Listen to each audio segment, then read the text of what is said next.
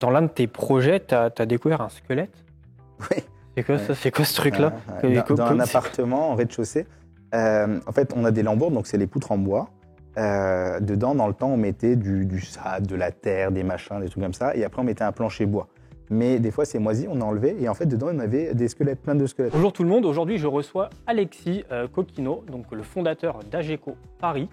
Donc, il va nous parler d'immobilier aujourd'hui. Et je sais que c'est une vidéo que vous attendiez. Donc, surtout, n'hésitez pas à vous abonner, à partager également la vidéo. C'est parti.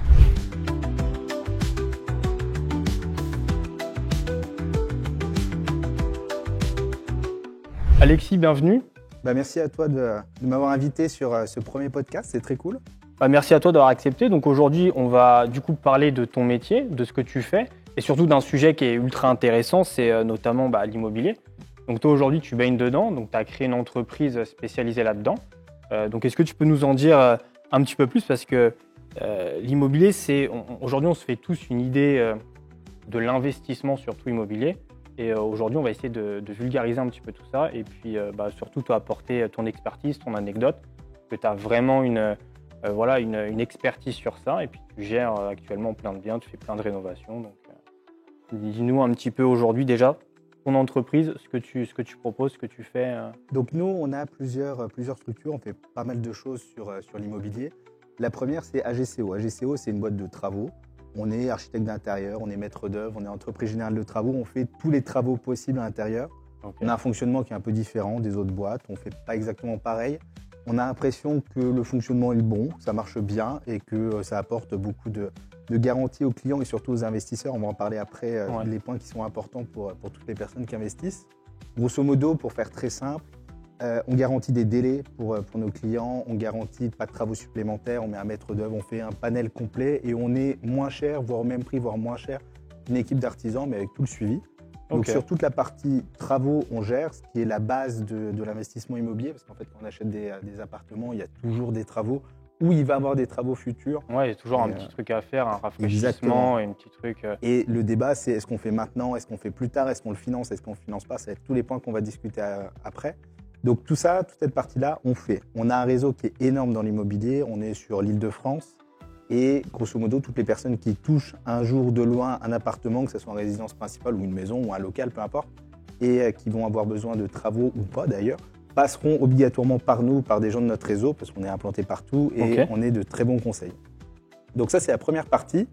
Petit background sur la location courte durée, donc on appelle ça Airbnb, Booking, Expedia, donc LCD. Ouais, après on en reparlera plus en profondeur. Voilà, voilà, ça c'est des choses où il y a pas mal d'expérience et pas mal d'anecdotes dessus. Petite expérience aussi avec Muji sur l'entrepreneuriat, on pourra en discuter. Et un club d'affaires qu'on va parler après, où il y a des petits flyers qui sont là. Speakeasy, ouais, voilà, c'est top sur le réseau immobilier. Ouais, et du coup, Muji, c'est quoi exactement? Du coup, je rebondis sur ça, parce que là, je vois que c'est une association, mais c'est par rapport à quoi? Pour faire quoi? Ouais. Alors, Muji, c'est plus sur l'entrepreneuriat. Le but, c'est d'aider des startups qui sont sur un chiffre d'affaires entre, on va dire, plus que zéro, qui ont déjà un produit market fit figé, entre 0 et 1 million d'euros. Et moi, je les accompagne sur leur développement commercial. C'est mon atout, c'est la partie que je connais bien. Et le but du jeu, c'est de regarder de façon objective le business et de se dire, voilà, on est sur cet axe-là, peut-être qu'il y a un petit pivot à prendre pour pouvoir tourner et monter jusqu'à 1 million. Et après, on change d'association. Donc moi, mais c'est quoi? C'est de l'immobilier du coup? Non. Ah non, c'est de tout en fait. Donc là, c'est une autre facette que tu fais à côté de l'entrepreneuriat. Ok, d'accord. C'est la base de l'immobilier. Oui, bien sûr. C'est prendre des décisions et un mindset de choix. Ok. Et je voulais savoir aussi, il me semble que tu as lancé il y a quelque temps un service de conciergerie. Ouais. Alors on se fait souvent une idée du service de conciergerie, mais qu'est-ce que c'est exactement aujourd'hui d'un service conciergerie dans l'immobilier et comment ça peut être utile pour quelqu'un qui veut faire de l'investissement immobilier, mais qui n'est peut-être pas sur place, etc. Alors, le mot concierge, déjà, qu'est-ce que c'est? C'est quelqu'un qui va rendre service sur un besoin. Donc, on a les conciergeries de luxe qui sont pour des personnes dans des hôtels où on a besoin d'un taxi. Oui, c'est ça, on se fait plus cette idée-là. Voilà. En gros, on les appelle et ils nous offrent Exactement. ce qu'ils veulent. Donc ça, c'est 100% passif. Ce n'est pas des choses où on fait de l'investissement, c'est pour le plaisir, c'est qu'on a beaucoup d'argent et qu'on ne veut pas s'embêter. Why not? Mais ce n'est pas trop sur ce sujet-là. La conciergerie LCD, alors je ne sais pas pourquoi on est parti sur ce terme-là, mais il y en a beaucoup maintenant. Grosso modo, vous avez un bien immobilier que vous voulez mettre en location. Vous avez le choix entre le mettre en location classique, avec des baux classiques, meublés, pas meublés, peu importe, Ou alors, vous passez par une conciergerie. Grosso modo, vous leur laissez vos clés. Ils s'occupent pour vous de faire toute la déclaration fiscale en mairie, les autorisations d'exploitation, touristiques, etc.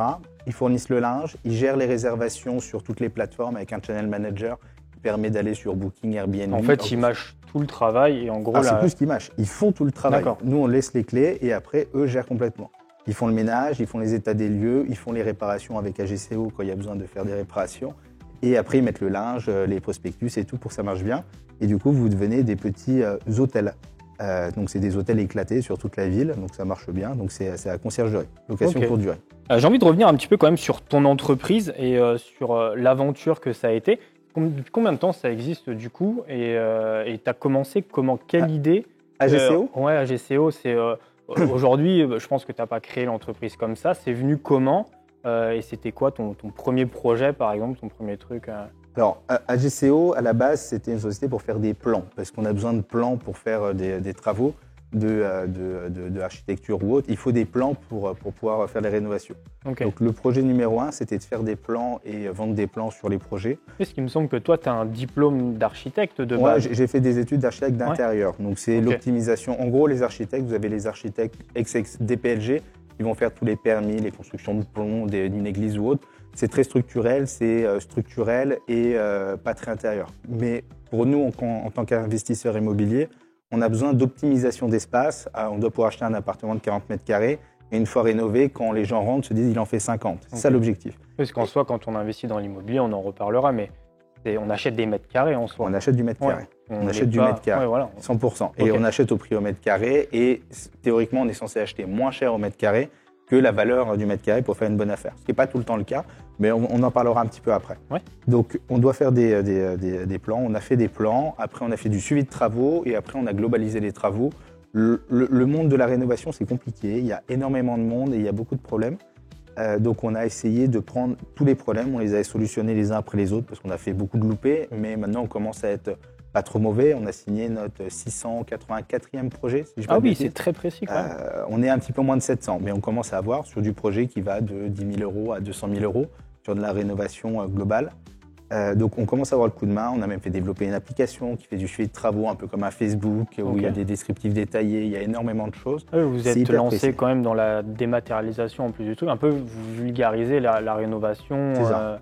En fait, on rend quelque chose qui est très galère, qui est très chiant et qui est très problématique. C'est souvent un frein, les travaux. Exactement. On fait quelque chose de sexy. Moi, ce qui revient souvent, et puis même vous me le dites de temps en temps sur les lives, c'est que vous avez envie de vous lancer dans l'immobilier, mais vous n'avez peut-être pas forcément les compétences d'aller faire des travaux, des trucs comme ça. Parce que des fois, il y a aussi, et on en reparlera, mais moi, ce qui m'a interpellé aussi, c'est que tu disais que, en gros, tu fournis un peu comme un package clé en main, c'est-à-dire que la personne, elle voit une annonce sur Le Bon Coin, elle peut venir te voir en disant « moi, j'aimerais bien l'acheter ». Et toi, tu vas pouvoir lui faire une expertise sur le truc et suivre de l'achat jusqu'à la livraison du projet. Complètement, jusqu'au meuble, la décoration. En fait, on va même regarder… Tu fais même le design intérieur. Complètement, même les couverts. On vend tout sauf ce qui est vivant. C'est-à-dire qu'on ne met pas les plantes, je sais pas quoi, mais tout ce qui est non vivant, on l'installe jusqu'à la mise en location, même des draps s'il faut. Enfin, on fait tout complet, électroménager y compris. Et en soi, on a une expertise sur plein de domaines, y compris sur les DPE. Vous avez vu, on va en parler, je pense aussi beaucoup. Tous les appartements qui sont classés F ou G, par exemple, vous les achetez, vous n'avez pas le droit de les exploiter, vous ne pouvez pas les mettre en location, c'est pas légal. Du coup, il faut passer une nouvelle lettre, combien ça coûte, comment on fait exactement. Nous, on est capable de faire un devis, même à distance, avec juste des photos et quelques mesures. Les mesures, on les a sur les diagnostics Carrez qui sont donnés, donc on n'a même pas besoin de mesurer. Est-ce que ça, c'est un problème pour vous dans le milieu immobilier, parce que du coup, tu as quand même un gros réseau, cette fameuse loi du coup qui empêche certains biens d'être mis à la location. Est-ce que c'est un vrai frein ou au contraire, pour vous, c'est une source de business en plus? En fait, quand il y a une nouvelle réglementation, c'est obligatoire un changement. Donc, il y a deux choix. Soit on pleure en se disant que c'est pas normal et c'est dommage. Il y a 20 000 logements à Paris qui sont en classe G, qui ne pourront pas être loués. Il y en a un peu plus qui sont en classe F. Sachant qu'on sait que c'est quand même une zone tendue déjà. Complètement. Il y a quasiment 50 000 logements où on ne pourra plus les louer. Et pour passer avec une classe énergétique meilleure, il faut faire des travaux d'isolation. L'isolation, c'est pas compliqué. Plus on met d'épaisseur d'isolation, mieux ça isole. Il n'y a pas besoin de faire beaucoup de calculs. Tu perds du mètre carré, quoi. Perd du mètre carré. Et du coup, souvent, les chambres de bonne qui étaient au dernier étage n'ont déjà pas beaucoup de mètres carrés. on passe en dessous des 9 et en fait, on peut plus les utiliser. Bah ouais, du coup. Donc, Parce ça que c'est crée 9 des mètres carrés, c'est ça? Parce qu'il y en a peut-être Il y a qui une ne savent pas, mais on ne peut pas louer, je crois, en dessous de 9 mètres carrés. On n'a C'est pas pas le droit de- considéré comme. Il y a plusieurs règles. 9 mètres carrés, il y a un volume y compris. Alors, je ne sais plus exactement combien c'est, mais sur les 9 mètres carrés, c'est sur cette base-là. Il faut une fenêtre qui puisse s'ouvrir. Des fois, il y a des anciens locaux commerciaux où c'est juste une vitrine. On se dit, voilà, on va pouvoir mettre. Ouais. C'est pas autorisé. Il faut une fenêtre qui s'ouvre et il y a pas mal de choses. On doit pouvoir avoir un compteur électrique qui est dédié. Souvent, les investisseurs coupent les appartements pour les scinder. On met juste une cloison au milieu et puis on se dit, voilà, il y a un sous-compteur. C'est pas autorisé. Il faut des sous-compteurs, il faut un consuel. Il y a énormément de choses. En fait, l'immobilier, c'est pas très compliqué. Il y a plein de règles. Il faut les connaître et les suivre. Une fois qu'on a suivi, on est capable de faire les choses très très bien. Mais il faut les suivre. Donc là, tu as dit que tu avais quand même fait plusieurs projets. Ça fait combien de temps avec que ton entreprise existe? Un peu moins de 10 ans, ça fait 8 ans. Ouais, quand même. 8 ans, ouais. C'est un vieux quand même maintenant. Bah ouais, ça passe. Hein. Aujourd'hui, c'est quoi qui arrive à te différencier, par exemple, des autres, tu vois, des autres personnes qui font ce que tu fais aujourd'hui sur ton secteur? Et est-ce que c'est un secteur aussi qui est en croissance? Parce que je pense que vous avez dû être aussi impacté par les taux. Aujourd'hui, c'est quand même un vrai sujet, tout ce qui est l'inflation, les matériaux. Comment tu as réussi à t'adapter aussi par rapport à ça en termes de prix? Alors, nous, sur les travaux, on est en réalité rarement impacté. Quand il y a des baisses de taux, des baisses de prix hautes, il y a plus d'acquisitions, donc on fait plus de travaux, donc c'est très bien. Quand il y a des hausses de prix, on a énormément de clients qui viennent nous voir sur une question d'optimisation des surfaces. C'est du genre un couple qui veut un T3 parce qu'ils vont avoir un enfant. Ils veulent une chambre pour leur enfant, donc c'est plutôt indispensable pour eux. Mais le budget qu'ils avaient il y a 6 mois, ils l'ont plus. Et maintenant, c'est plus un T3, c'est un T2. Comment on fait pour faire une chambre sans perdre le salon ni la cuisine? Ça, c'est notre métier. Et le but du jeu, c'est de trouver des solutions. Il y en a plein. On ne pousse pas les murs, mais en fait, en optimisant et en faisant les choses intelligemment, on gagne énormément de place et on peut faire ces choses-là. Okay. Donc ça, c'est la plus-value. Et pour les investisseurs, en fait, on dit du bâtiment, quand quelqu'un dit voilà, on va faire des travaux, c'est le budget initial qui a été défini, on ne l'a pas tenu. Moi, toutes les semaines, j'ai des personnes qui viennent me voir en me disant voilà, on avait signé une offre à 80 000, on est déjà à 120 000 euros de travaux, on n'a même pas fait 50% des travaux, on n'a plus les sous de payer, on ne sait pas quoi faire. Ça, c'est toutes les semaines. Nous, on garantit les prix. Tous les travaux supplémentaires qui sont découverts parce que pourquoi on a ouvert un mur, en fait c'est pourri, par exemple, en fait, ça part d'une mauvaise expertise de base du bien du coup. Ouais, mais en fait il y a tellement de choses qu'on ne peut pas prévoir, surtout si on n'est pas du métier, qu'on n'a pas beaucoup d'expérience.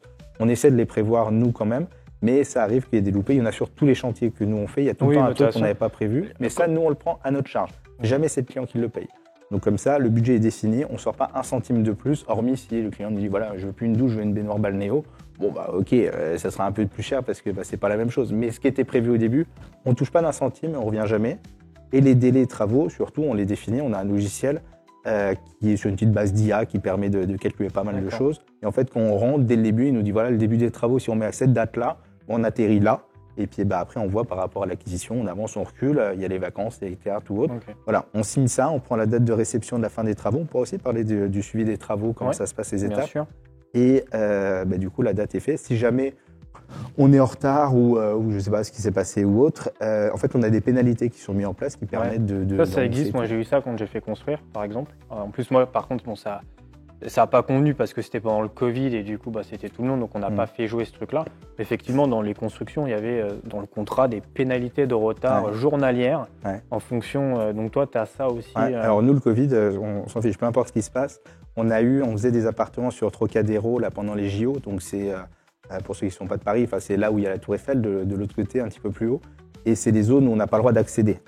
Donc ça, pendant les JO, du coup, tu ne pouvais pas y aller. Et nous, on a loué des places de parking qui étaient en souterrain. On a fait stocker tous les matériaux. Les gars ont dormi sur place pour pouvoir travailler et tout, pour tenir les délais, parce que on n'avait pas le choix. On faisait le suivi par WhatsApp ou autre, parce qu'on ne pouvait pas aller sur place. Il n'y a pas de dérogation pour ça sur Paris? Non, pas sur ces zones-là. C'est trop tendu. Mais sur certaines zones, il y avait, mais pas sur ces zones-là. Mais toi, tu travailles principalement sur... Aujourd'hui, ton cœur de ton activité, c'est Paris, c'est ça, globalement? Ouais, Paris, l'ouest parisien, plutôt l'ouest. Après, on fait pas mal d'appartements aussi dans l'est, dans le sud, dans le nord aussi, d'ailleurs. Enfin, un peu partout en Île-de-France. Nous, nos bureaux sont au sud-ouest de Paris. à Sèvres, donc c'est assez pratique dans cet endroit parce qu'on peut circuler partout. Mais sur toute l'île de France et après sur des projets un peu plus gros, on peut aller sur Troyes, un peu partout, en Bretagne aussi. Et tu as plusieurs agences ou vraiment tu as une agence dédiée à Sèvres ou tu as d'autres petits points d'activité? Alors le booking est sur Sèvres, après on a des maîtres d'œuvre qui peuvent se dédier sur plusieurs endroits, donc on peut bouger sans souci partout. Puis après ça se fait en dématérialisé. Donc en gros, si quelqu'un a un projet à l'autre bout de la France, tu peux faire à quoi. Toulon, là notamment, on fait des choses ouais. à Toulon. Alors si c'est pour repeindre la toilette, je vous avoue que ça fait un peu loin, mais après voilà. C'est vrai que ça va faire cher la peinture, je pense. Mais à Toulon, on a fait des choses. Là. On a fait des choses. Et est-ce que tu accès là aujourd'hui, le cœur de ton activité, est-ce que c'est plus des gens qui veulent investir dans l'immobilier ou est-ce que c'est plus des gens qui veulent passer par toi pour faire de l'acquisition de résidence principale? En fait, c'est un peu les deux. Il y a quelques années, je faisais beaucoup d'investissements. Des personnes qui faisaient de la location nue. Alors, c'est une méthodologie de travail qui est un peu différente. On fait du pas cher pour que ça aille le plus vite. De toute façon, les loyers sont plafonnés. Ça sert à rien de faire des trucs exceptionnels. Simple. Après, on a eu la vague Airbnb. Là, du coup, on faisait des choses qui étaient très atypiques. On va en voir quelques-unes. Ouais. On a fait des love homes, on a fait des centres d'affaires. Enfin, on a fait énormément de choses où là, il fallait que ça soit le plus atypique possible pour justement attirer les locataires, enfin les touristes sur place. Et là, maintenant, on fait pas mal de personnes qui sont plus sur de la résidence principale, donc du beau bien, patrimonial ou autre. Mais on fait pas mal de projets d'investissement. Là, c'est plus sur des immeubles. Maintenant, j'ai l'impression qu'on essaie de regrouper. Alors, moi, j'ai une idée sur les immeubles de rapport. On en parlera aussi. Mais voilà, résidence principale, investissement. Est-ce qu'il y en a encore, parce que du coup, je rebondis par rapport à ça, mais Paris aujourd'hui, quand même cher, tu vois. Est-ce qu'il y a encore des affaires à faire à Paris sur des immeubles, comme tu dis, de rapport, ou même acheter des biens immo tout court sur Paris? Est-ce qu'il y a encore de l'opportunité? Est-ce que ça vaut déjà encore le coup ou pas d'acheter sur Paris aujourd'hui? Alors, oui, non, je sais pas. En fait, il y a plein de choses. Déjà, Paris, c'est cher. Oui, non. Il y a des biens qui commencent à 5 000 € du mètre carré. C'est pas très, très cher. Oui. L'ouest parisien, dans le 92 où on est dans le 78, il y a des biens qui sont à 30 000 40 000 € du mètre carré. Là, c'est cher. C'est pas pareil. Ça dépend. Après, si c'est pour faire de l'investissement locatif et mettre un locataire en place dedans classiquement, je suis pas certain que sur Paris, ça soit les meilleurs points. Après, sur Paris, pourquoi, du coup en fait, le ratio mètre carré par rapport à l'acquisition et la location va pas être bon. On va avoir des rendements qui sont pas énormes. On va taper du 2-3% brut, en partant du principe que l'immobilier à Paris va évoluer parce que c'est la capitale et puis qu'on ne perdra pas de valeur. Moi, je pense pas, mais je pense que sur de l'investissement locatif, il faut partir plus sur des petites villes. Plus on part sur des petites villes, plus les rendements sont intéressants. Oui. Sur Troyes, on va arriver à avoir du quasiment 10%. Sur des campagnes, on va arriver à 15%. Par contre, la différence, c'est le rendement fois la vacance locative. C'est-à-dire qu'à Paris, on met une annonce en ligne. Si vous mettez votre numéro de téléphone, c'est une catastrophe. Vous avez 40 personnes devant la porte le lendemain et vous ne savez même pas comment faire pour louer. Mais on ne peut pas monter les loyers. Par contre, vous mettez au fin fond de la campagne, en Bourgogne, où les rendements sont fous, votre locataire part, pendant 9 mois, il n'y a personne qui veut votre maison, qui est incroyable. Donc, il faut poser le pour et le contre sur l'investissement. Il y a un créneau. Soit on se met en ville et du coup, on sait qu'on n'aura pas de problème de location, mais les rendements ne sont pas fous. Soit on aime un peu plus le risque et du coup, ça nous permet d'aller un petit peu plus en campagne. Et il faut aller à des endroits où c'est pas trop loin de chez soi parce qu'après, quand il y a des besoins ou autre, c'est un petit peu embêtant. Ou alors, il faut des zones de confiance sur place ou autre. Donc ça, c'est des choses sur la gestion locative. Mais sur Paris, il y a des belles affaires. Après, si on part du principe qu'on veut faire de l'investissement sur du long terme, on ne veut pas s'embêter, on va être en gestion, on essaie d'avoir un cash flow pas trop négatif, parce que cash flow positif sur Paris, en financement, ça n'existe pas ou quasiment pas. On peut mettre un petit peu de pouvoir d'achat dedans. Tu peux expliquer juste cash flow pour ceux qui ne savent pas vraiment ce que c'est dans l'immobilier. Cash flow, en gros, c'est vous faites un financement. Idéalement, vous faites un financement à 110%. Je ne sais pas si ça se fait trop encore. 110%, c'était le prix d'acquisition plus les frais de notaire. En gros, vous ne mettez rien de votre poche. Il y avait juste les frais de bancaire. Ça, je vous en parle souvent, les amis, sur les lives. Ouais, c'est vrai que ça se fait de moins en moins. Ça, mais c'est le Graal, c'est ce que les gens cherchaient à l'époque. Ça se faisait beaucoup quand les taux étaient à 1%. Oui, c'est ça, entre 1 et 2%, c'était royal. On avait juste les frais de notaire, les frais de banque à payer qui étaient grosso modo 300 € et vous achetiez un appartement pour 300 € de trésorerie. Frais de dossier, ce genre de trucs. C'est ça. Et après, vous aviez un appartement. Vous le mettez en location et si vous avez, je sais pas, 400 € de mensualité et vous louez 600, avec les charges et tout, il vous reste 500, vous avez un cash flow positif de 100 € par mois avant impôt. Parce que souvent, on ne parle pas des impôts, mais il y a quand même les impôts derrière qui sont souvent intéressants aussi pour eux. Donc voilà, mais l'idéal, c'est d'avoir un cash flow positif pour pouvoir gagner un petit peu de sous. C'est un petit peu oui, c'est le principe. Sur l'investissement, si c'est du patrimonial, on ne cherche pas le cash flow positif, on cherche plutôt le cash flow négatif. On n'a pas d'imposition parce qu'on ne gagne pas d'argent. Mais par contre, on a un bien immobilier qui potentiellement va prendre de la valeur dans les années qui vont suivre. Ok. Donc, à Bah, voir. vu qu'on a parlé projet IMO, etc., on va rebondir un petit peu sur un projet que du coup tu m'as envoyé. Là, c'était avant-projet. Là, on a vu du coup ça, c'est quoi exactement? Si tu peux nous en dire un petit peu plus. Donc ça, c'est un projet que tu as réalisé il y a combien de temps? Et du coup, quand moi j'ai vu la base et quand j'ai vu le avant-après, j'étais. Comment tu arrives à te projeter? Alors, en fait, Comment ça, tu arrives pour, à faire en sorte que le truc arrive à se projeter avec un truc Ouais, comme ça, quoi, tu vois? alors ça, c'est notre métier.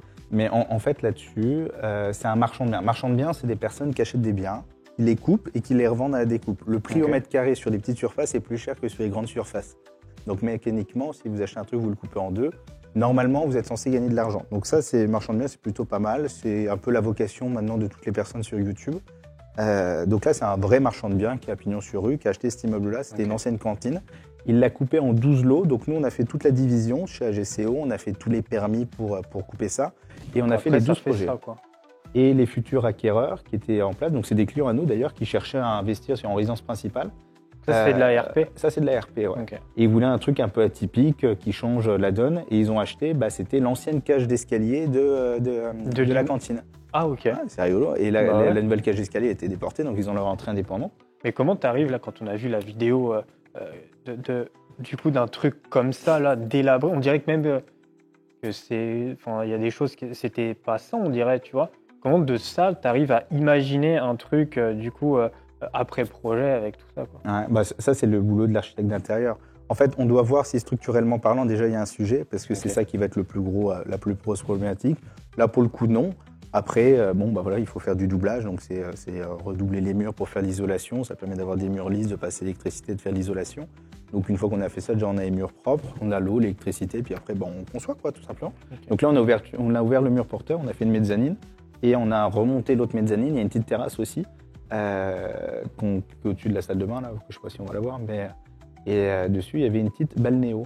Mais Ok. sympa comme appartement, très sympa. Bah ouais, ça fait combien de mètres carrés? Parce qu'on a du mal à se projeter, mais tu vois, t'es sur une base de combien? Parce que là, du coup, c'est résidence principale, t'as dit? Ouais, de mémoire, je crois que ça faisait au sol 15 mètres carrés plus Parce que là, on a 12 d'autres mètres photos, carrés. du coup, là, on a bien une photo de. Ouais. Donc là, tu fais toute la conception, donc l'escalier, tout ça, c'est vous. Ouais, c'est complètement. ton En fait, là, les clients nous ont donné un budget, on leur a proposé des biens, ils se sont dit c'est OK, ils ont fait une offre. Ok. On a traité avec eux sur l'acquisition, donc on prend presque le relais avec l'agent immobilier. On est en Donc tu broker les as dedans. vraiment suivis. Ouais, on les ok. suit, ils vont signer chez le notaire, ils font leur financement, ils nous donnent les clés et on se donne rendez-vous dans 3 mois pour la réception. En amont, on a fait au bureau tous les plans, les 3D, les choix des matériaux, du carrelage, la peinture, tout de l'escalier. Alors nous, les seules choses qu'on n'a pas fait là-dedans, c'est les tabourets et puis la Nespresso. Mais D'accord. sinon, tout le reste, on a fait. Et les plantes, on ne fait pas les plantes. Et du coup, la cuisine aussi, tu fais tout Ah oui, ça? la cuisine, même l'électroménager, le mitigeur, là, qui se plie et tout. Et en termes de budget, quand tu pars de la vidéo du coup qu'on a vue juste avant, où c'est du nu, il n'y a rien, où tu as tout à faire. En termes de budget, je ne sais pas si tu peux le dire ou quoi, Là, mais de en mémoire, termes de budget, c'est combien pour on un était à client? 50 000, entre 50 et 60 000 euros de rénovation. Donc, Entre le juste début... rénovation, pas acquisition déjà Ah du oui, mur. Ok. l'acquisition, je ne sais plus combien ça a coûté. Ça a peut-être coûté 100 000 euros, quelque chose comme ça. Ok. Ouais, ça devait être peut-être un petit peu plus, peut-être 150 000. On arrivait peut-être à 200, 250, quelque chose comme ça. Ok. Et dedans, il y avait, de mémoire, il y avait 15 mètres carrés plus les toilettes, la cage d'escalier et les toilettes à côté de 12 mètres carrés. Donc on arrivait à un petit 30 mètres carrés et là, ils finissent à 55, parce qu'on a une petite Donc maison là, en là-dessus, plus. là, on a 55 mètres carrés là, là-dedans, quoi. Ouais. Ok. Donc là, après, on se rend compte. Il y avait un. Ouais, du coup, il y avait Ah, une ça, c'est la petite chambre terrasse. d'amis. Ok. Et là, Le tu as bureau. tout conçu. Ah, la verrière, on a ouvert même la pierre là, qui est à droite. Là. Quand Ok. on a ouvert le mur, on a trouvé les pierres qui étaient sympas, on les a Ah gardées. ouais, là ouais, c'est stylé. Ça, c'est les pierres qui Ok. tiennent le bâtiment. Bon, on aurait pu les couper en vrai, mais ça faisait sympa, donc on les a laissés. Mais souvent, on se fait des idées préconçues des travaux. On a envie de tout faire soi-même. Moi, je sais que demain, si j'ai un bien immobilier, je vais avoir envie, pour mettre en location, de faire les choses Ouais. moi-même pour réduire les coûts, par exemple. Mais au final, ça m'a pas choqué là en termes de prix. Tu vois, tu m'as dit 50 000 euros pour. Quand on voit la charge de travail et quand tu dis que tu fournis clé en main, Ouais. je trouve qu'en termes de budget, ça va. En fait, le problème, c'est que si on te dit 50 000 euros, mais qu'on t'a pas l'explication réelle de ce qu'on va te faire, ce qui est le cas de beaucoup de boîtes, nous, un devis à 50 000 euros, ça fait 40 pages. Il y a tout écrit dedans. On a les plans dedans, on te garantit du coup le prix, le délai et tout. C'est OK. Si tu signes un devis à 50 000 €, il y a 3 pages où le gars te dit t'inquiète, c'est tout fait, ça va bien se passer. Et on verra, on sait très bien que les 50 000, ils vont se transformer en 100. Ouais. Et puis dans 6 mois, en fin de compte, il n'y a pas les peintures. Donc ça marche pas. Si tu as la garantie de tout ça, pas de problème, tu peux y aller. Après, petite anecdote sur les travaux à faire soi-même. Déjà, tous les travaux que tu fais en termes d'investissement, si c'est la résidence principale, ça marche pas. Mais si tu vas louer après, tu as une grosse partie des travaux, de la totalité, qui peut passer en charge. Tu en enlèves la moitié, Oui. c'est déduit de ton revenu imposable. Donc en réalité, tes impôts, tu les payes beaucoup moins. Donc les travaux, tu n'en payes pas la moitié, mais un petit peu moins que la moitié. Mais Et si tu mets en Non, vas-y, location je meublée, en plus, alors il y a une nouvelle réglementation, mais on va parler comme si elle n'y était pas, parce que c'est autre chose. En fait, 100% de tes travaux sont amortissables. Donc c'est-à-dire qu'en réalité, tu ne les payes pas en impôts, parce que tu les étales sur une grande durée. Donc tu les sors en trésorerie, mais tu les gagnes en impôts derrière. Ok. Donc ça vaut le coup de faire un truc bien. Et c'est souvent le cas quand on fait un financement pour une acquisition. On se dit voilà, il y a un peu de travaux, je les ferai dans 1 ou 2 ans parce qu'il y a un locataire en place ou autre. C'est embêtant. Si la banque elle peut financer également les travaux, autant le faire. Comme ça, en fait, tu globalises tout, tu passes dans tes charges. Toi, tu n'as pas sorti de trésorerie parce qu'en réalité, tu n'as pas. Et en plus, tu récupères des impôts sur de l'argent que tu n'as pas sorti. C'est royal au bar. Ok. Il faut le faire plutôt comme Et ça. ça, du coup, si tu avais un conseil à donner aux personnes qui ont envie de se lancer dans l'immobilier, investissement IMO, c'est quoi le facteur à privilégier quand tu fais de la rénovation? C'est quoi? C'est plutôt isoler, faire de la plomberie, l'électricité? C'est quoi vraiment le pôle où on ne doit pas lésiner, par exemple, sur le budget? Parce qu'on on essaie toujours de tirer vers le bas, d'aller au plus... il y en a, ils ne cherchent pas le meilleur rapport qualité-prix, ils vont plutôt chercher le prix avant la qualité. Et souvent, après, peut-être, c'est quoi vraiment le secteur à pas du tout Si tu n'as négliger, pas les quoi. moyens de faire les travaux en totalité, ce qui peut arriver, tu as des postes où il n'y a pas beaucoup d'incidence, genre la peinture. Au pire, Oui, la ça, peinture, c'est tu as une sûr. bulle, bon, voilà, c'est un peu chiant, mais ça va. Par contre, la plomberie, si tu as une fuite, c'est un peu plus embêtant. Et là, tu es content d'avoir la décennale de ton plombier qui va gérer le truc. Petite anecdote sur la plomberie, sur un immeuble où les propriétaires m'ont appelé, donc on était au premier étage, en dessous, c'était un vide, c'était le passage des voitures. Ok. Étonnant, dans l'appartement, les plaintes s'étaient surélevées. Elles ne touchaient plus le sol de, je sais pas, 5-6 cm, quelque chose comme ça. C'est un peu étonnant. En principe, si ça tombe, ça vole rarement. Ouais. Mais c'était très cintré et tout, très bizarre. On a fait venir un bureau de structure et en fait, l'immeuble était en train de s'écrouler complètement. Ça allait tomber. Genre on l'a mis en péril Ok. avec des étés. Les voitures qui étaient garées dedans, elles n'ont jamais pu sortir. Impossible de rentrer dans l'immeuble et tout. Et après expertise, en fait, c'était une micro-fuite qui était sur l'installation du mitigeur de la cuisine. Donc c'est-à-dire que quand ils l'ont mis, ça goûtait, je sais pas beaucoup, pas assez pour être vu, mais ça coulait quand même assez pour que pendant 5-6 ans, ça a fait un truc, ça moisit le bois et ça tombe.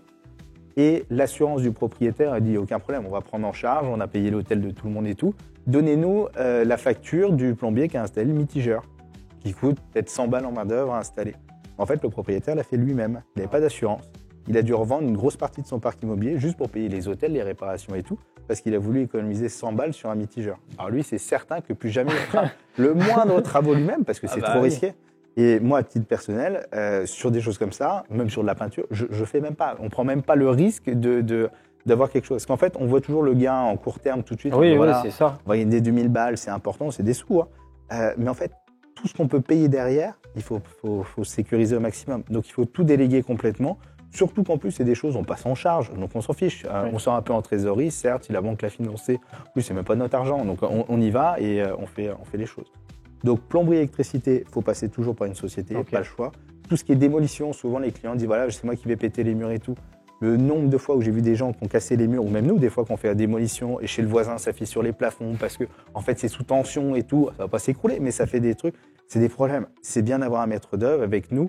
Sur les travaux, là, on commence un chantier. Vous êtes assuré sur ça, sur tout ça de toute On est manière. assuré sur tout, évidemment. Et on commence un chantier là au sud de Paris où le maître d'œuvre, on a fait la visite lundi, on va voir tous les habitants de l'immeuble, propriétaires, locataires. On fait un état des lieux dans tout leur appartement pour voir les fissures qu'il y avait ou qu'il y aura ou autre. Avant, on ne le faisait pas, ça. Et étonnamment, sur tous les chantiers, on a toujours quelqu'un qui venait nous voir parce que le plafond s'est fissuré, l'aquarium s'est cassé ou je sais pas quoi. En fait, tu sais pas si c'est de ton fait. Bah ouais, puis t'as pas le choix. Donc nous, on est gentils, on refait à chaque fois. Mais maintenant qu'on fait ça, étonnamment, il n'y a plus aucun aquarium qui se perce, il n'y a plus jamais de fissures, il n'y a plus rien. Donc moment, on apprend à nos erreurs, on fait plein de choses. Ça te permet d'économiser des sous aussi, du coup. Exactement. Donc ça, on le fait. Nous, sur les travaux, on prend le relais. Le propriétaire, il n'existe même pas pendant les travaux. Tous les soucis passent par nous, on les traite et une fois que c'est terminé, après, on fait le switch. Ok. Et en termes de délai, tu vois, là, je revois un peu les photos. En termes de délai, quand tu pars d'une base comme on l'a vu là, sur ça, pour livrer ça clé en main, c'est combien de temps à peu près? Si tout se passe bien, parce qu'il peut y avoir quand même des trucs. Non, ça se passe toujours bien. bien. Non, mais là, là, si on remet la vidéo, ouais, non, c'était catastrophique. Mais alors, ça, pour quelqu'un qui a pas l'habitude des travaux et tout, c'est un peu inquiétant. Parce là, que, moi, ça me fait peur, ça. Ouais, moi, je vois ça, j'y vais pas. Hein. C'est vrai, moi, j'y vais à 100%. Parce qu'en fait, l'avantage, c'est vu que les travaux de curage ont été faits, curage, c'est quand tu grattes les murs. Tu vois tous les problèmes. C'est moins beau. Parce que tu n'as plus les peintures et tout. Ouais. Mais des fois, derrière la peinture, tu peux avoir les grosses fissures qui peuvent être embêtantes. Là, au moins, on voit tout. J'ai une maison à Sèvres là, qui a commercialisé, qui est super sympa, avec une vue sur la Tour Eiffel incroyable, où personne ne veut l'acheter parce qu'il y a des travaux de curage qui sont faits. Ça fait peur. On a l'impression que c'est un taudis. Mais en réalité, on voit tous les problèmes et on voit qu'il n'y a pas de problème. Donc, c'est un gain énorme. Et là, là-dessus, par rapport au curage, j'avais peut-être 40 000 euros. Donc, on a gagné 40 000 euros et on voit qu'il n'y a pas de souci derrière. Donc, c'est un très bon point. Et du coup, en termes de délai, quand tu parles d'un truc comme ça, là c'est entre 3 et 4 mois. Ouais, ça va. Des fois, peut-être un peu plus, ça dépend de. En fait, ce qui est long, les menuiseries, c'est assez long. Surtout sur les menuiseries bois, quand c'est de la menuiserie historique avec de la gueule de loup et tout, là, ça peut être un peu plus long. Mais les cuisines. Parce que c'est du sur-mesure, donc forcément, déjà, tu as un délai de traitement. Ouais, mais les fenêtres, sur du sur-mesure, en PVC, on est à 2 semaines. Ça va assez vite. Sur du bois, on peut arriver des fois à 12 semaines, 14 semaines. Sur des choses, par exemple, les toilettes japonais. On en fait de plus en plus, d'ailleurs on en a fait beaucoup cette année. Il y a la marque phare qui est Toto, c'est la marque japonaise qui fait les toilettes, donc japonais qui nettoie avec un G et tout. Ouais. Ça c'est 12 semaines. 12 semaines avec le bâti support. Donc c'est-à-dire qu'avant même qu'on commence les travaux de placo, on a déjà pris 12 semaines. Donc ça, il faut l'anticiper. Parce que toi, tu n'as pas de stock sur des trucs comme ça, parce que tu sais pas si le toilette, tu vas. Donc toi, tu peux rien avoir en stock. Quoi. Non, mais de toute façon, le schéma de vente est assez long quand on fait une acquisition. On en parle peut-être si tu veux. Entre le moment où vous avez trouvé un bien qui vous plaît sur le bon coin, vous l'avez trouvé, vous êtes OK d'acheter, vous avez négocié le prix, vous êtes serré la main avec le vendeur, vous êtes mis OK. On se dit, on achète. On fait une offre, donc qui est souvent écrite, c'est quand même mieux. On la signe toutes les deux. On va aller pré-signer un compromis de vente chez un notaire. Ça, ce délai-là, ça met grosso modo entre 15 jours et 1 mois. Des fois, on dit un peu moins. En réalité, 15 jours, 1 mois, on y retrouve toujours. À partir du moment où vous avez signé ça, en tant qu'acheteur, vous avez la certitude que vous avez acheté. Le vendeur ne pourra plus annuler la vente. Même s'il y a quelqu'un qui lui propose beaucoup plus d'argent ou autre, c'est garanti pour vous. Ouais. Si jamais le vendeur ne veut plus vendre, il vous doit des pénalités, c'est 10%. Ouais. Donc vous avez quand même la garantie d'acheter. Là, vous avez tout le temps de venir nous voir. On fait les plans, on étudie, on va chercher le financement. Vous avez grosso modo 2 mois pour chercher un financement et 2 mois et demi, 3 mois pour faire la signature. Donc dès le début, quand on a déjà fait les plans qu'on s'est mis au point, moi souvent mes clients ils viennent me voir, ils n'ont même pas encore acheté, ils sont en cours d'achat, ils veulent avoir les conseils avant d'acheter, parce que si c'est pour acheter une grouille, c'est quand même un peu tu parles, on va chercher le financement, tu les aides aussi là-dedans, ou tu as des partenaires qui font ça, il y a des courtiers ou même des banques ou des brokers qui sont là-dessus, qui sont là pour faire de la traduction. Parce qu'on a tous l'impression qu'on est tous finançables, mais en réalité, ce n'est pas souvent le cas. C'est vrai. Et vous savez, je vous en parle souvent. Il faut avoir un jargon qui passe bien au niveau de la banque. Et des fois, en mettant des packages, votre dossier n'est peut-être pas incroyable et il va passer avec d'autres. Et du coup, on passe. Quoi. Donc, c'est pas mal de s'entourer là-dessus. Et là, je vois que tu m'avais envoyé, là, j'ai noté que dans l'un de tes projets, tu as découvert un squelette. Oui. C'est quoi ce truc-là dans un appartement en rez-de-chaussée, en fait, on a des lambourdes, donc c'est les poutres en bois. Dedans, dans le temps, on mettait du sable, de la terre, des machins, des trucs comme ça. Et après, on mettait un plancher bois, qui est le bois le moins cher possible, à l'époque. Et après, on mettait un parquet dessus. Maintenant, on essaie de récupérer les planchers parce que c'est plus joli, on les ponce et tout. Mais des fois, c'est moisi, on a enlevé. Et en fait, dedans, on avait des squelettes, plein de squelettes. Alors, c'était pas des squelettes humains, évidemment. Mais sur le moment, ça faisait un petit peu peur. Et c'était je sais plus ce que c'était des trucs de chèvre ou je sais pas quoi, mais c'était des trucs quand même assez impressionnants. Où on a bloqué, on a appelé, je sais plus qui. Parce que quand tu as ça, tu n'as pas le choix de faire venir une entreprise, non, quelqu'un? Non. Parce que nous, je sais, quand on achète un terrain qu'on veut faire construire, il y a des trucs qu'on appelle faire des carottages, je crois, dans le terrain pour regarder s'il n'y a pas un l'étude vase. De sol. Ouais, alors ça n'a rien à voir. Ça, c'est pour la structure et savoir la taille des fondations. Pourquoi j'y connais rien en immobilier non, ça, c'est pour savoir la profondeur des fondations. Parce que si tu es sur du sable, la maison, elle peut basculer. C'est un peu dommage. Non, là, pour le coup, en plus, c'était sur une zone historique. Mais en fait, on a des personnes qu'on peut appeler. Il y a des numéros qui viennent expertiser. Voir si c'était pas un squelette il y a je sais pas combien de temps, et auquel cas là c'est de l'archéologie, c'est un petit peu plus embêtant. Parce que ça bloque tout du coup là. Ou alors, mais là c'était des trucs d'animaux, mais c'était un peu étonnant parce qu'il y en avait beaucoup. Mais en tout cas, on avait fait virer ça assez rapidement pour reprendre le chantier. Mais ça faisait un petit peu peur et il y en avait de façon un peu importante quand même. On pourra en mettre au pire des cas des photos s'il faudra que tu me les envoies. Ouais. On va parler d'un deuxième projet qui est assez sympa et d'ailleurs on entend beaucoup parler de ces trucs-là. C'est les fameuses du coup Love Room. Donc là ça c'est un projet que tu as réalisé, donc une petite chambre Love Room. C'est quoi déjà une Love Room pour des gens qui savent pas réellement ce que c'est on entend beaucoup de parler de ces trucs-là en ce moment. Ouais. En fait, et même sur YouTube, on voit une multitude de youtubeurs qui essayent de faire des trucs un peu comme ça. C'est quoi exactement? Alors, déjà, ce qui est intéressant en location courte durée, c'est qu'on n'est pas sur de l'habitation classique. On est sur de l'entreprise. Donc, c'est-à-dire que 9 mètres carrés, fenêtre ou quoi, ça ne s'applique pas. En Airbnb, on peut louer un garage, on peut louer le coffre d'une voiture, une cave. On fait tout ce qu'on veut, il n'y a pas de souci, parce que ça n'a pas une valeur immobilière, c'est une valeur entreprise. Donc, c'est complètement différent. Donc, des love rooms, on peut les faire dans des sous-sols où on n'aurait pas eu le droit de faire ou autre. Et là, pour le coup, on peut les exploiter sur d'autres choses. La location courte durée, donc en Airbnb, LCD Airbnb, c'est la location souvent de nuit, l'hôtel. Nous, on faisait de la conciergerie également, et le but du jeu, c'était de faire le plus gros chiffre d'affaires, vu qu'on prend un plus le client prend de l'argent, nous, on va en prendre également. Ouais, c'est logique. Donc, louer à la nuit, c'est très bien. Les touristes partent à, on va dire, c'est 11h du matin max, mais souvent c'est 9h du matin, et ils reviennent vers 18h, des fois un petit peu plus. La journée, il ne se passe pas grand-chose, donc on peut tenter de louer la journée. Donc, on a loué des appartements la journée. Alors, il y avait des gens qui venaient avec leur maîtresse ou leur amant pour passer du bon temps, mais il y avait aussi des gens qui venaient faire des interviews, il y a des gens qui venaient se reposer, il y a des gens qui voulaient juste un bureau ou quelque chose et tout, et ça marchait pas mal. En fait, pour bien comprendre, tu louais pendant la période de vacances, donc vacances quand les gens n'étaient pas là, entre le moment où ils partaient et le moment où l'autre personne arrivait. Et là, tu es très content d'avoir une conciergerie parce que c'est un bazar complet. Bah oui, parce qu'en termes de. Alors, en termes de saleté, ménage en fait. Parce que le ménage, c'est pas un problème, ça va vite et tout. Et de toute façon, tu n'as pas trop le temps de salir. Mais c'est surtout sur la mise à disposition. Parce qu'en fait, tu loues sur des dizaines de sites et il faut que tu puisses dire telle plage horaire est disponible ou pas pour pas louer 2 nuits à la même phase. Parce que ça, si beaucoup de personnes qui font de la location tout seul mettent sur Airbnb, Booking et tout, mais il n'y a pas de channel management. C'est-à-dire que si jamais Booking loue, le temps que tu te connectes et tu dises Airbnb, c'est pas loué, c'est plus louable, il faut passer en blackout, et ça, c'est des trucs, c'est horrible. Booking, tu fais ça 2 fois, t'es banni à vie. Ok. Ah oui, ils rigolent pas du tout. Bah, c'est normal aussi, parce qu'après, il faut qu'ils relogent les gens et tout. Donc, tu es obligé d'avoir un channel manager qui le fait en instantané. Donc, tu as les journées, tu as un calendrier, tu as les briques qui se posent sur les journées, 1 nuit, 2 nuits, 3 nuits, et entre les trous, tu peux mettre des briques journée. Donc ça, on jouait à la journée. Et le but de la location de courte durée, tu as énormément de concurrence, y compris avec les hôtels. En plus, avec les classements, bon, je passe là-dessus, mais en tout cas, tu as beaucoup de concurrence et pour que tu puisses louer plus facilement, il faut faire quelque chose d'un peu extravagant où, en fait, sur l'agencement intérieur, tu réfléchis déjà à la miniature. Ouais, plus que l'expérience. C'est-à-dire que sur la miniature, dès le début, il faut que ça sur la crache, photo, tu veux dire, en fait. que ça soit joli et que ça donne envie. Donc, il faut réfléchir sur l'agencement et mettre un jacuzzi devant la porte d'entrée directement avec la tour Eiffel qui est à côté et tout. C'est incroyable, peut-être que c'est pas très pratique, mais en vrai, on s'en fout parce que le but du jeu de la location courte durée à ce moment-là, c'est de faire rentrer le client. Une fois qu'il est rentré, de toute façon, il a déjà payé, qu'il soit content ou pas, c'est un autre sujet. Donc, il faut déjà le faire rentrer. Quand même les avis, maintenant. Alors, les avis, c'est encore un autre débat.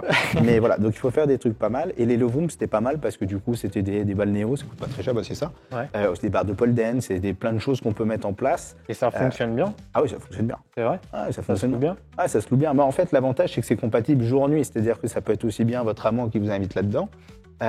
Ou alors, on a eu des personnes qui ont tourné des films dans des appartements comme ça. Okay. Ou alors, c'est des gens qui viennent la nuit parce que de toute façon, il y a un lit et puis il y a une baignoire qui est agréable, donc c'est très bien. Donc en fait, on fait les deux et tout de suite, ça donne un petit peu de valorisation. On a l'impression que la balnéo, ça coûte une fortune, alors que le balnéo, c'est à partir de 400 €. Ouais, c'est ça coûte donc, pas si cher. Voilà. Et ok. Et pour un bien du coup comme ça, et là, tu parles beaucoup de Airbnb, tout ça, mais aujourd'hui, est-ce que c'est encore rentable de mettre un bien sur Airbnb, ce genre de choses, parce qu'on voit l'État qui essaye aussi de taxer davantage ce genre de choses. Déjà, tu as l'abattement là, qui a changé, qui était de 70%, maintenant il est passé à 40 ou à 50%. Donc déjà, tu es un petit peu moins intéressant là-dessus. Après, la vraie question, c'est est-ce que tu as le droit de louer là où tu achètes ton appartement? Par exemple, on fait un appartement, enfin c'est pas un appartement, c'est un immeuble où il y a une douzaine de lots sur Boulogne, où il faut le passer en Airbnb, enfin en LCD. Faut plus dire le mot LCD parce que Airbnb c'est vraiment la marque et en fait il y a plusieurs trucs. Donc LCD et en fait sur cet emplacement-là, selon le PLU et la mairie, on n'a pas le droit de faire de la location courte durée parce que ils l'ont décidé. C'est comme ça. C'est vrai que ça revient souvent. Les maires qui essayent de se battre contre ça dans les villes pour éviter qu'il y ait trop de Airbnb. Je crois que c'est Saint-Malo, il y a eu un sujet sur ça. Et toutes les villes. Toutes les villes sont comme ça. En fait, il faut se mettre aussi un petit peu à la place des hôteliers. Parce que les pauvres, ils ont investi des millions d'euros sur des immeubles. Ils sont obligés de se mettre aux normes ERP, donc c'est établissements recevant du public, avec les normes PMR, les normes incendies. Ça leur coûte des fortunes et tout. Et vous venez, vous achetez des appartements à 75 000, vous mettez 25 000 euros de travaux et vous louez 25% moins cher qu'eux. C'est sûr que c'est pas cool et c'est pas normal. Donc vous avez la location touristique, mais après, en plus, si vous faites de la para-hôtellerie, ce qui est le cas, vous pouvez passer en pro, c'est-à-dire vous pouvez prendre aussi en plus la TVA, vous n'avez pas le droit de faire les petits déj. Enfin, il y a énormément de choses qui rentrent dedans, il faut faire hyper attention. Okay. Et quand vous switchez d'un côté, parce que vous avez fait par exemple les petits déj, que vous n'avez pas le droit, vous passez en hôtellerie, donc c'est-à-dire vous prenez la TVA, il faudra faire une déclaration de TVA, vous perdez 20% de vos bénéfices, parce que c'est 20% du chiffre d'affaires en moins. Mais du coup, il faut faire hyper attention. Donc c'est très réglementé.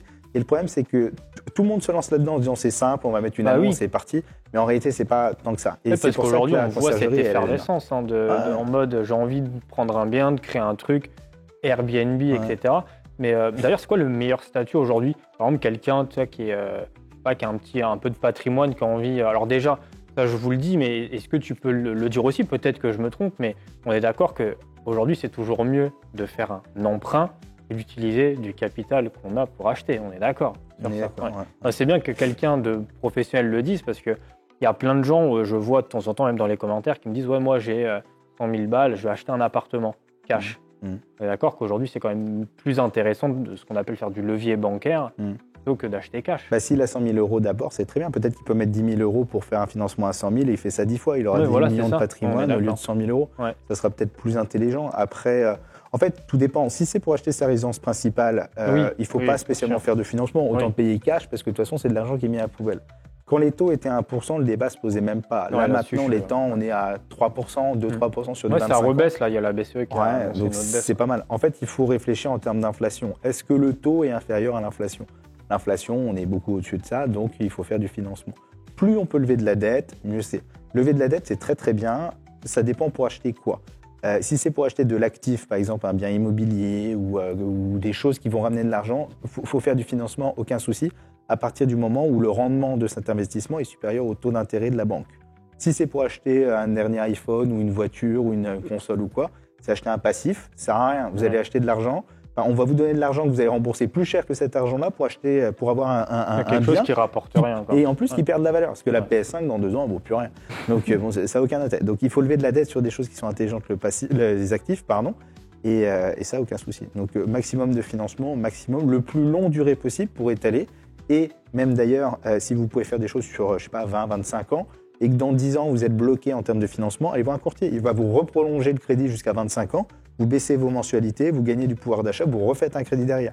De toute façon, si vous avez plus de crédit sur un bien, ça n'a aucun intérêt. Vous allez commencer à payer des impôts, vous allez commencer à avoir plein d'autres problèmes, des problèmes de riches. Pour vendre, vous rachetez un truc. Donc toi, en fait, tu conseilles, à partir du moment où on n'a plus de crédit, de vendre le bien, de ne pas le conserver pour faire des revenus. Ça dépend. Parce que souvent, ce qui revient, c'est que les gens ont envie de se créer un peu un patrimoine immobilier et pour avoir un revenu passif, genre à la retraite. Tu vas toucher, 1 000 euros de loyer, je raconte une connerie. Pour toi, c'est une connerie de faire ça? En nom propre, Ok. En nom propre, Parce plutôt le faire sur quoi, du coup? Sur une SCI, société, holding société, ou une SARL de famille, ou une SCI, peu importe.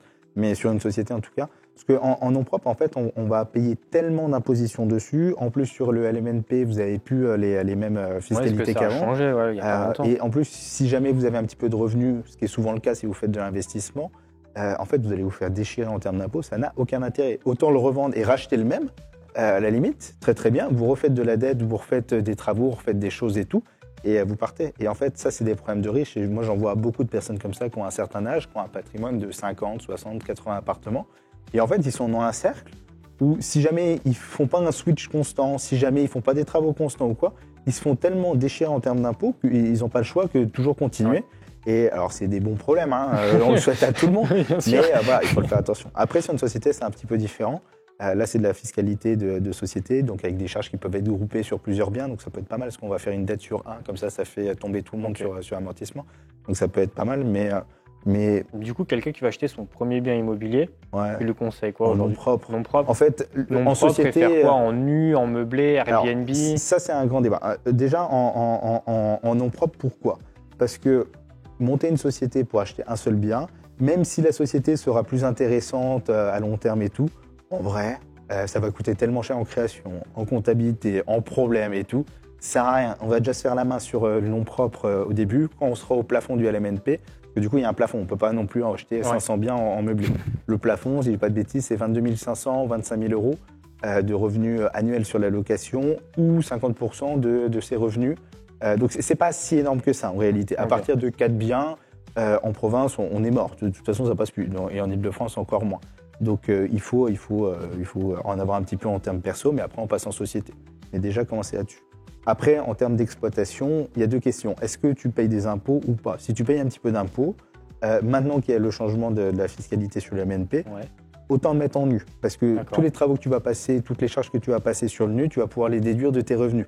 Donc, tu vas payer un petit peu moins d'impôts. Une fois que tu auras passé ça, tu pourras mettre en caisse. Ça te permet de défiscaliser un petit peu. Quoi. Exactement, ça fait un petit peu de la défis. Il y a plein de leviers qui existent. Il y avait l'ex-Pinel maintenant qui n'existe plus, tu as le Malraux, tu as le MH, tu as la décote, tu as plein de produits qui existent. On s'y perd même des fois un peu. Donc et si on n'a pas le coup de main et on n'a pas l'expertise là-dedans, en fait, tu peux vite rentrer avec des gens qui vont te vendre des trucs qui ne sont pas adaptés pour toi. Ça va être de toute façon, quand quelqu'un va venir te voir, et on va parler des agents immobiliers, pour te vendre quelque chose. Allez. Le problème, c'est que eux aussi, il faut bien qu'ils vivent, donc ils vont te donner une commission. Si eux, ils sont déjà venus, déjà leur boulot, ils sont déjà payés, enfin, ils provisionnent de l'argent pour venir te voir. C'est un problème. Autant chercher soi-même les biens. Sur le Bon Coin, il y a un vivier qui est énorme. On va aller voir ça tout à l'heure. Il y a déjà pas mal de choses. En vrai, 80% des ventes passent par des agents immobiliers. Donc, s'ils sont là, c'est très bien. Mandat de recherche, ça peut être bien sur des trucs très spécifiques. Mais on demande assez de niche. Mais en vrai, chercher tout seul, c'est bien. C'est bien de s'impliquer, c'est bien de connaître aussi. Parce qu'il y a des personnes qui vont dire c'est le bon prix, d'accord, mais pourquoi? Faut savoir aussi trouver par soi-même. Et c'est un monde, l'immobilier, où si ça ne nous intéresse pas déjà de chercher par soi-même, je crois qu'il faut faire autre chose. C'est un truc où il faut aller chercher, il faut comprendre. Il faut être piqué en fait un petit peu de l'immobilier, il faut être un peu passionné quand même par ça, il faut aimer. Parce que c'est très prenant en fait, parce que on va en parler aussi un peu, mais qu'est-ce que tu penses des personnes qui...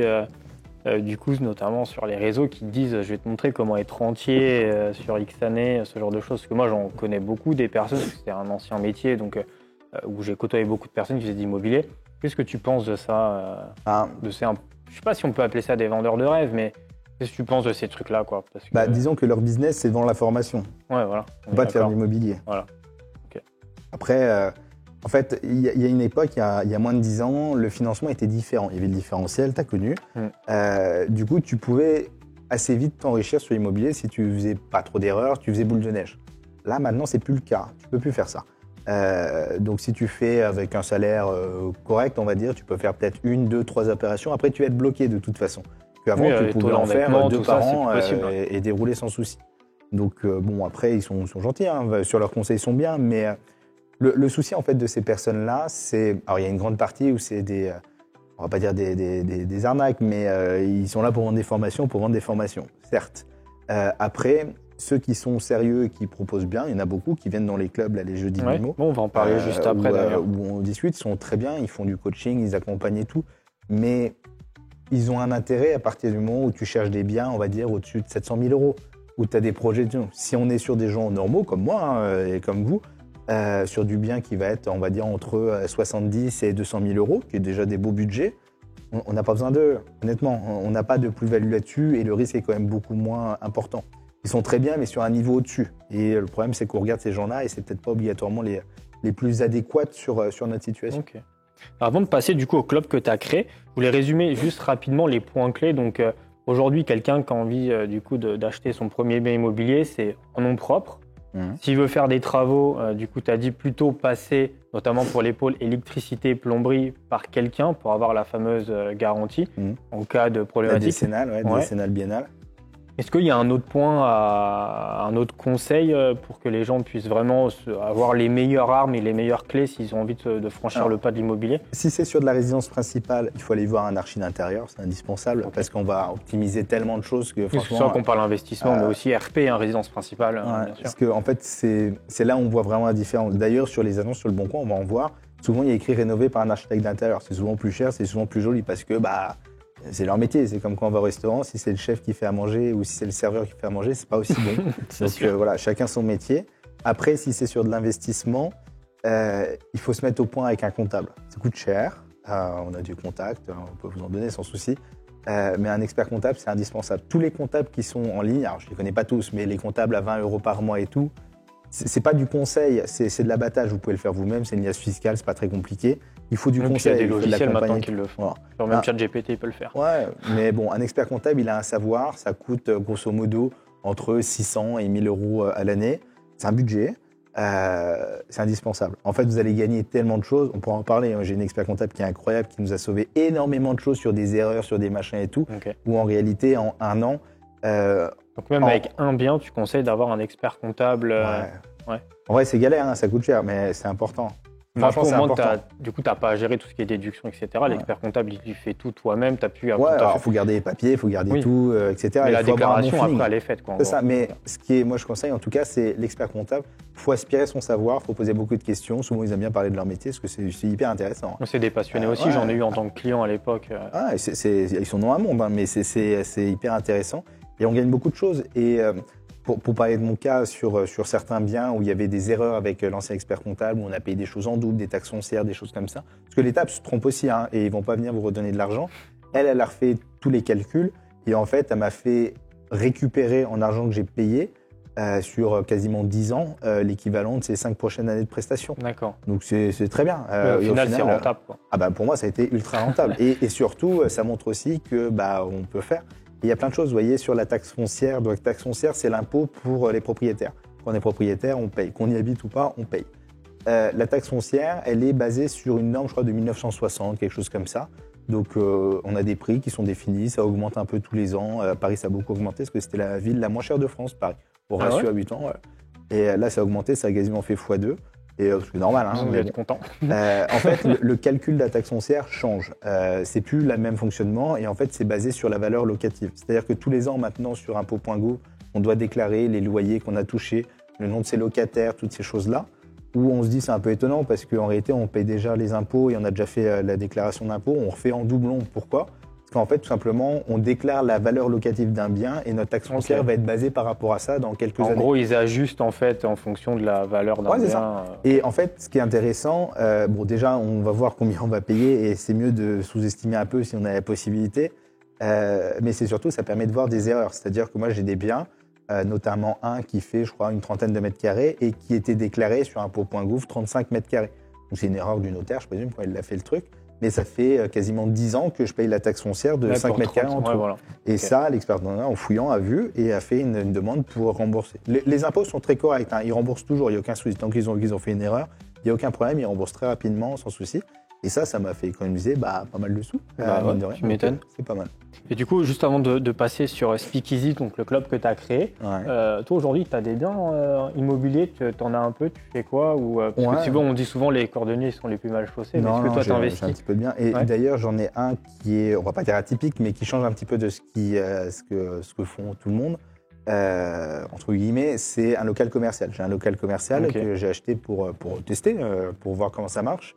Et les locaux commerciaux sont étonnamment très intéressants. C'est-à-dire que, pareil, soit vous prenez des grands locaux commerciaux avec un grand prix, on va dire, et un beau positionnement, ça coûte très cher, et la vacance locative peut être... budget, et vous avez des petits locaux, moi j'en ai un qui fait une trentaine de mètres carrés, quelque chose comme ça, qui est en périphérie d'une grande ville, et qui se loue très très bien, sans souci. C'est des beaux 3-6 donc c'est-à-dire que le locataire, il est engagé sur 3 ans, 6 ans ou 9 ans.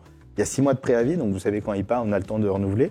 Il y a une garantie bancaire, c'est-à-dire que s'il ne paye pas, c'est la banque qui vous paye le loyer. Vous n'avez pas de taxe foncière, parce que c'est lui qui vous la rembourse. Et tous les travaux, du ballon d'eau chaude qui tombe en panne, la peinture qui s'est effritée ou quoi, c'est son sujet, c'est pas le vôtre. Donc c'est vraiment les bons plans. Donc ça, c'est et en termes de rentabilité sur ça, du coup, tu tournes à combien? Tu peux dire à peu près pour avoir un peu... On est bien. On est très bien. On est très très bien.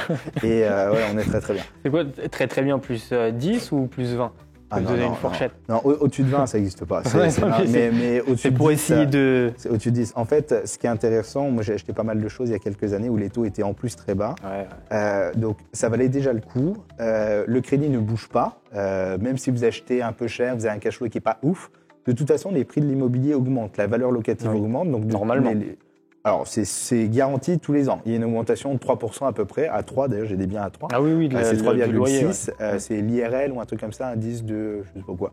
En tout cas, qui permet d'augmenter les loyers. Tous les ans, vous pouvez monter les loyers. Et du coup, vous avez un chiffre d'affaires qui monte et des charges qui restent stables. Donc, en fait, tous les anciens et les formateurs sur YouTube ou les personnes qui ont un certain âge qui sont passés, qui disent regardez, moi j'ai des rendements à 12-13%. Ok, quand ils ont acheté, ils n'avaient pas 12%. Hein. Ils avaient peut-être 4 ou 5%, mais avec le temps. C'est maintenant avec fait l'augmentation. Donc ça, il faut bien le prendre en compte aussi. Okay. Donc, alors, je ne dis pas qu'il faut acheter des trucs qui ne sont pas rentables maintenant en se disant que ça va le devenir plus tard, mais disons que c'est quand même un point qui est très avantageux sur le temps et on joue le temps dans l'immobilier. Mais est-ce qu'un bien qui n'est pas rentable maintenant peut devenir rentable ou pas? Et un bien rentable maintenant peut devenir pas rentable plus tard. Ouais. Toujours pareil. J'ai eu un client qui avait acheté un appartement petit mignon, qu'on avait rénové et tout, très très bien. L'appartement en face s'est fait squatter. Ça c'est un vrai sujet. Hein, et c'était pas lui qui était squatté, c'était l'appartement en face. Et le propriétaire n'était pas là. Ça m'a toujours épaté. Il y a énormément de propriétaires qui ont des biens, ils sont même pas au courant qu'ils sont propriétaires d'appartements. C'est complètement fou. Problème de riche encore. Ouais, mais même pas, parce que des fois c'est des héritages qu'on récupère, on s'en occupe pas et tout. Enfin bon, en tout cas, c'était squatté en face. Et il n'y avait pas de solution. Ils avaient enlevé la porte, c'était un bazar pas possible. Et son bien qui était ultra rentable, qui devait passer en LCD, en fait, il n'y avait pas le choix que de le revendre. Parce qu'il ne pouvait pas faire autre chose. Il ne pouvait même pas y accéder parce que c'était dangereux, il y avait du trafic. On n'aura même pas le temps d'en parler du squat, mais ça c'est un vrai sujet. Moi, il y a un truc que je ne comprends pas, c'est comment il n'y a pas une loi pour, en gros, en 3 jours, on les dégage. Alors ça, les mecs sont chez toi. Ouais. Et tu peux pas les déloger. Tu as une loi. En gros, si c'est par exemple des gens qui cassent la porte et qui rentrent, ça, tu es quand même assez couvert et tu arrives quand même à les dégager assez rapidement. Surtout si c'est de la résidence principale. Ouais, RP, ouais. Voilà. Mais si souvent, ce qu'on voit, c'est dans la secondaire. Ou location courte durée. Parce qu'il faut qu'ils prouvent qu'ils sont là plus de 48 heures. Sur de la location courte durée, j'en ai eu beaucoup. Des gens qui louent pour 2 jours. Ils viennent, ils font un ticket Uber Eats en disant bah voilà, moi j'ai mon ticket avec mon nom, à l'adresse, la date et l'heure. Et quand tu viens avec la police, ils te passent le ticket sous la porte. Les gars, je suis là depuis 48 heures. C'est chez moi maintenant. Donc ça, c'est un vrai problème. Par contre, tous les loyers impayés, les problématiques comme ça, où ça, c'est tous ceux qui font pas de l'immobilier, ils ont tous très peur de ça. Tous ceux qui en font, ils ont compris que c'était pas un problème. Et l'État a sorti un truc qu'on ne parle pas beaucoup, qui est, moi, je trouve incroyable, c'est de la caution visale. La caution visale, c'est gratuit. Alors, ça fait un peu de papier, il faut faire la démarche et tout. En plus, ça permet de voir si les dossiers sont pas pipés ou quoi. Et si jamais votre locataire ne paye pas, c'est l'État qui prend en charge son loyer et qui s'occupe de l'expulser. Moi, j'ai un client avocat, alors il connaît très très bien en plus les fonctionnements en droit immobilier. Il a acheté un immeuble où il n'y avait que des personnes qui étaient sur place avec des loyers non payés, avec des cautions visales. Donc il a acheté une décote énorme, c'était à Toulon. Okay. Du coup, lui, il s'en fout. Il l'a mis en place, il touche son loyer, les locataires sont contents, ils ne payent pas le loyer. C'est l'État qui gère les expulsés. Et puis dans 6 mois, 1 an, 2 ans, j'en sais rien. En tout cas, ils vont se faire expulser. La caution visale met 3 ans de loyer jusqu'à l'expulsion. Donc 3 ans, en principe, on a le temps quand même de dégager les gens. Parce qu'en moyenne, c'est, on va dire, entre 6 mois et 1 an et demi. Et écoute, on va passer sur Speakeasy.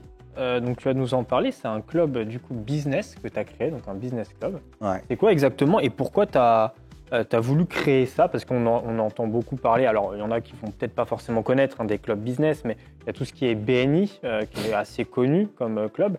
C'est quoi la différence aujourd'hui et pourquoi du coup avoir lancé ça? En fait, les clubs d'affaires, donc principalement, c'est pour des chefs d'entreprise ou des gens qui sont en place ou qui veulent rentrer dans les affaires, ou qui font de l'immobilier ou qui font des choses. Le problème, c'est que quand on cherche un prestataire, que ce soit un photographe, un courtier, un banquier, un gars dans les travaux ou peu importe, il y a tellement de personnes qui vont venir à vous, qui vont vous expliquer qui sont les meilleurs et tout. Tout le monde est le meilleur de tout le monde. Le problème, c'est qu'on n'a pas le temps de tester et puis on ne peut pas se planter à chaque fois.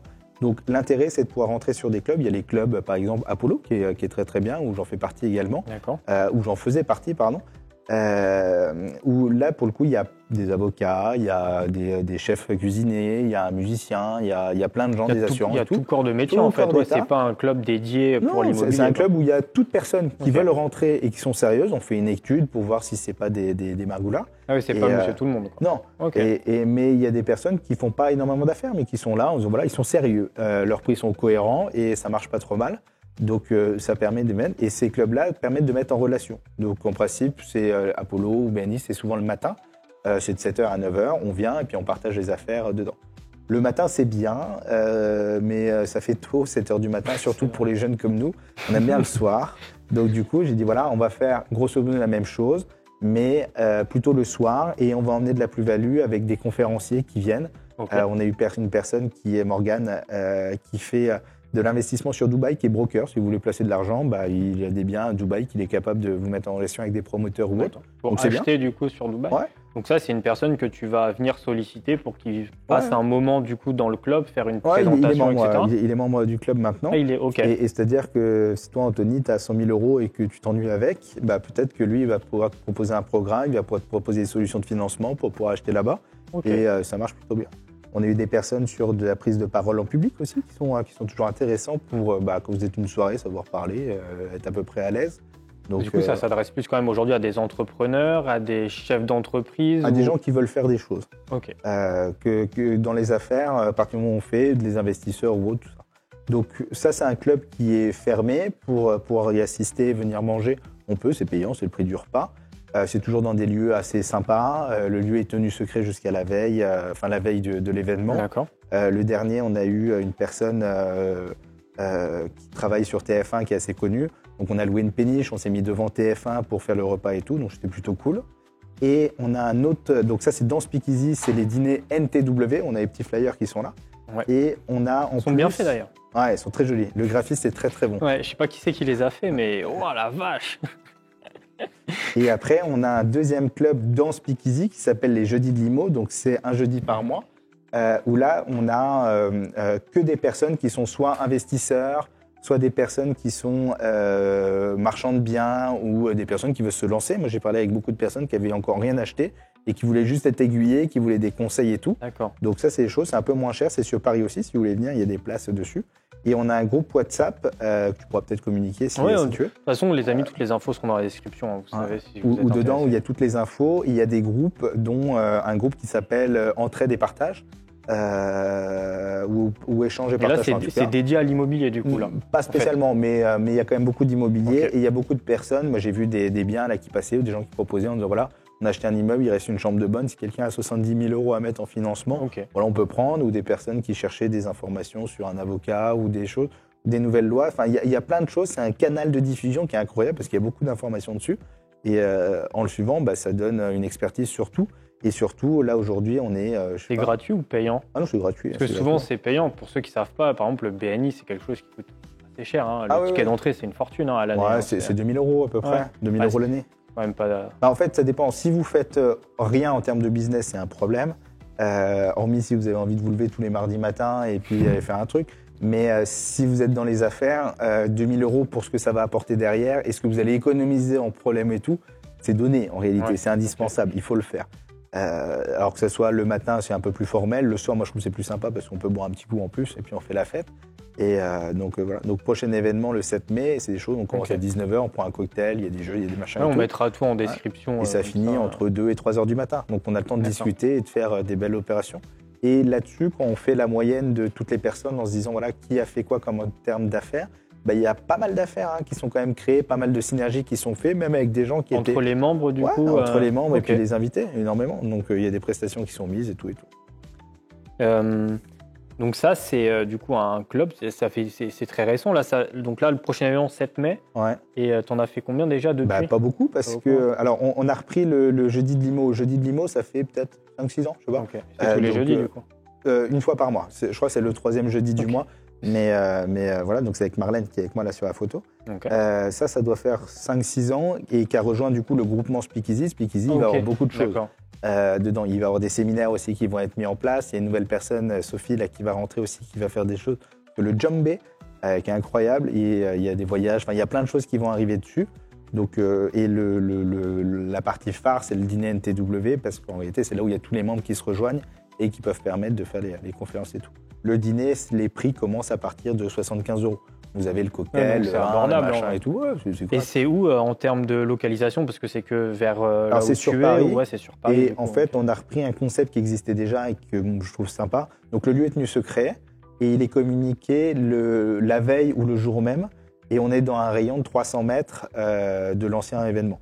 Donc le dernier, on était à TF1.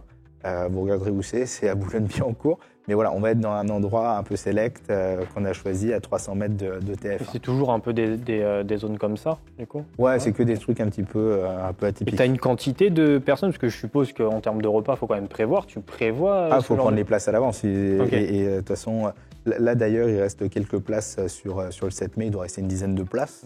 On n'est jamais plus de 100 dedans parce qu'après, on n'a pas le temps de parler avec tout le monde. Mais par contre, sur les jeudis de l'IMO, là, faut réserver, mais on paye sur place. Du coup, il y a beaucoup d'inscrits, il y a pas mal de personnes qui ne viennent pas. Et la dernière fois, on était 120, 140, un truc comme ça. Donc, c'était plutôt cool. Et pareil, il y a une personne qui a parlé, qui était une expert comptable, qui est incroyable, et qui nous a expliqué la nouvelle réglementation LMNP avec le différentiel qui est... pas le différentiel, pardon, l'amortissement. La nouvelle règle du coup qui est sortie. Donc c'est pas mal, ça permet d'avoir des informations un peu, on va pas dire exclusives, mais quand ça sort en texte de loi, la majorité des gens, et moi y compris, on comprend rien. Donc c'est bien d'avoir quelqu'un qui va vulgariser. Je pense que c'est fait pour d'ailleurs.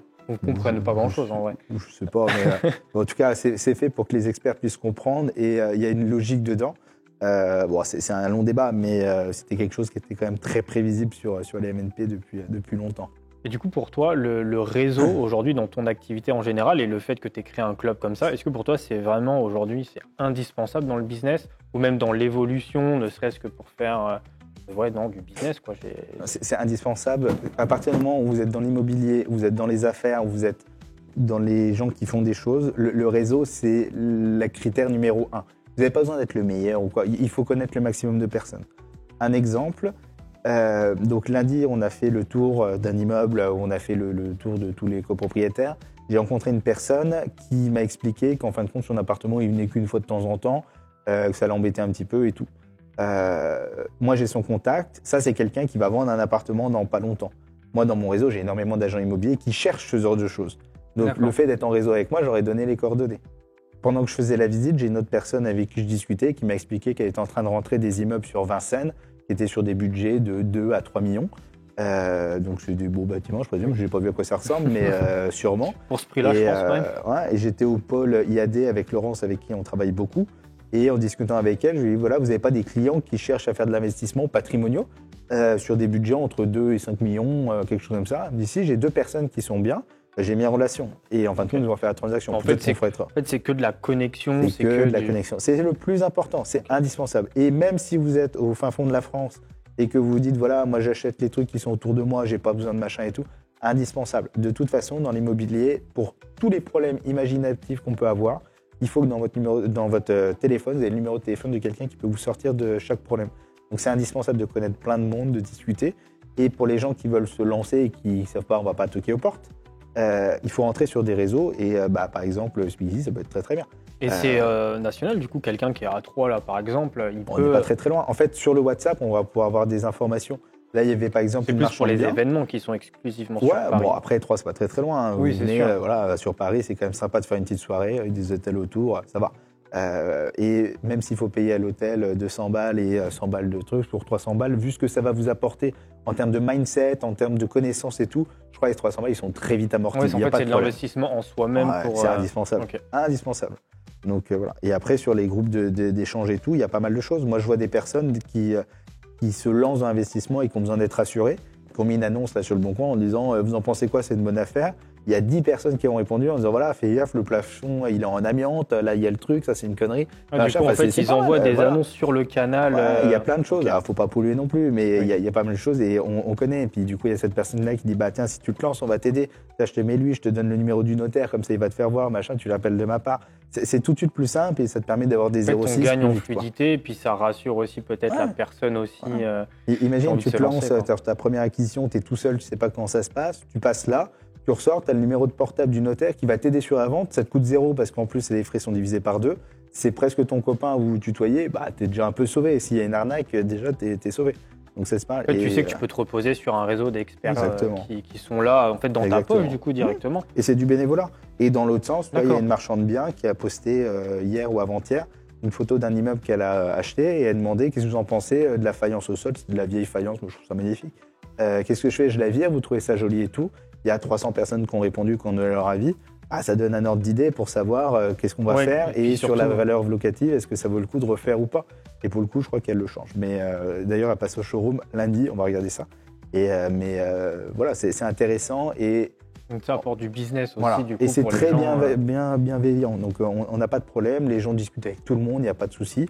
Et ce qui est rigolo, c'est que sur ces soirées-là, notamment sur la partie immobilier, les jeudis de l'IMO, Tu as des personnes qui sont salariées ou qui sortent de la salariat, qui n'ont jamais fait un investissement, qui sont flippées, et tu as des personnes qui ont des patrimoines de plusieurs centaines de millions d'euros, et ils se partagent le même verre, ils ont acheté au même prix, et tu discutes, tu n'as pas les mêmes problèmes, mais ça te donne une vision des choses énorme. Parce qu'en fait, tu as tout, un salarié peut venir aussi, quelqu'un qui gagne correctement sa vie. Toutes les personnes qui veulent faire des choses, c'est le critère, qui veulent faire des choses, et qui ne veulent pas rester à attendre.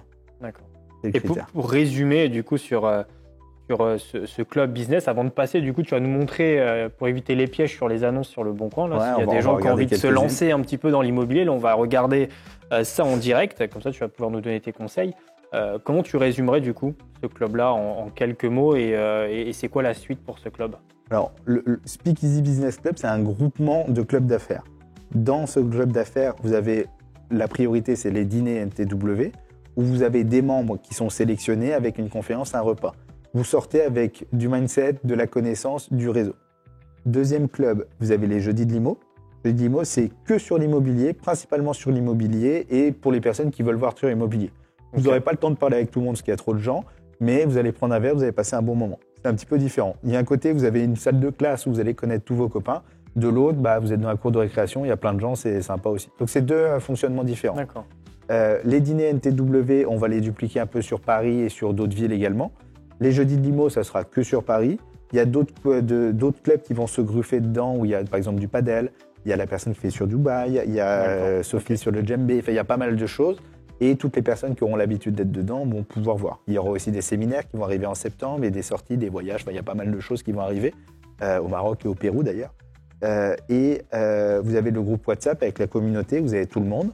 Alors, c'est pas on n'a pas le droit de faire de pub ou de communiquer en disant voilà, moi je vends des travaux, achetez mes travaux, ça marche pas comme ça. On n'est pas là pour communiquer sur nous, on est là pour aider les autres, et les gens expliquent leurs problèmes. On a une personne là sur le groupe qui a écrit voilà, je suis en train de faire un redressement TVA, j'ai besoin d'un expert comptable, on n'arrive pas à s'en sortir. Il y a 5 personnes qui sont venues, qui ont solutionné le problème, et après on a parlé de combien ça a coûté. Parce que si on va sur Google, on va nous faire un devis, on va faire un machin. Et c'est pas le but. Là, on est là pour éteindre les feux. Et du coup, c'est l'intérêt du réseau et de pouvoir solutionner. Et à mon avis, ils n'ont même pas payé parce qu'il n'y avait pas d'intérêt. Ils ont payé un restaurant et c'était très très bien. Voilà. C'est plus de l'entraide et de pouvoir avancer dessus. Et toi, tu aimerais que le club il évolue et qu'il y ait des petites, pas des filiales, mais un peu sur toute la France, ou tu as envie que ça reste... C'est pas j'ai envie, c'est ce qui va se passer. C'est ce qui est en cours là actuellement. Avec Marlène, on s'y atterre énormément. On essaie de faire des trucs le plus mieux possible.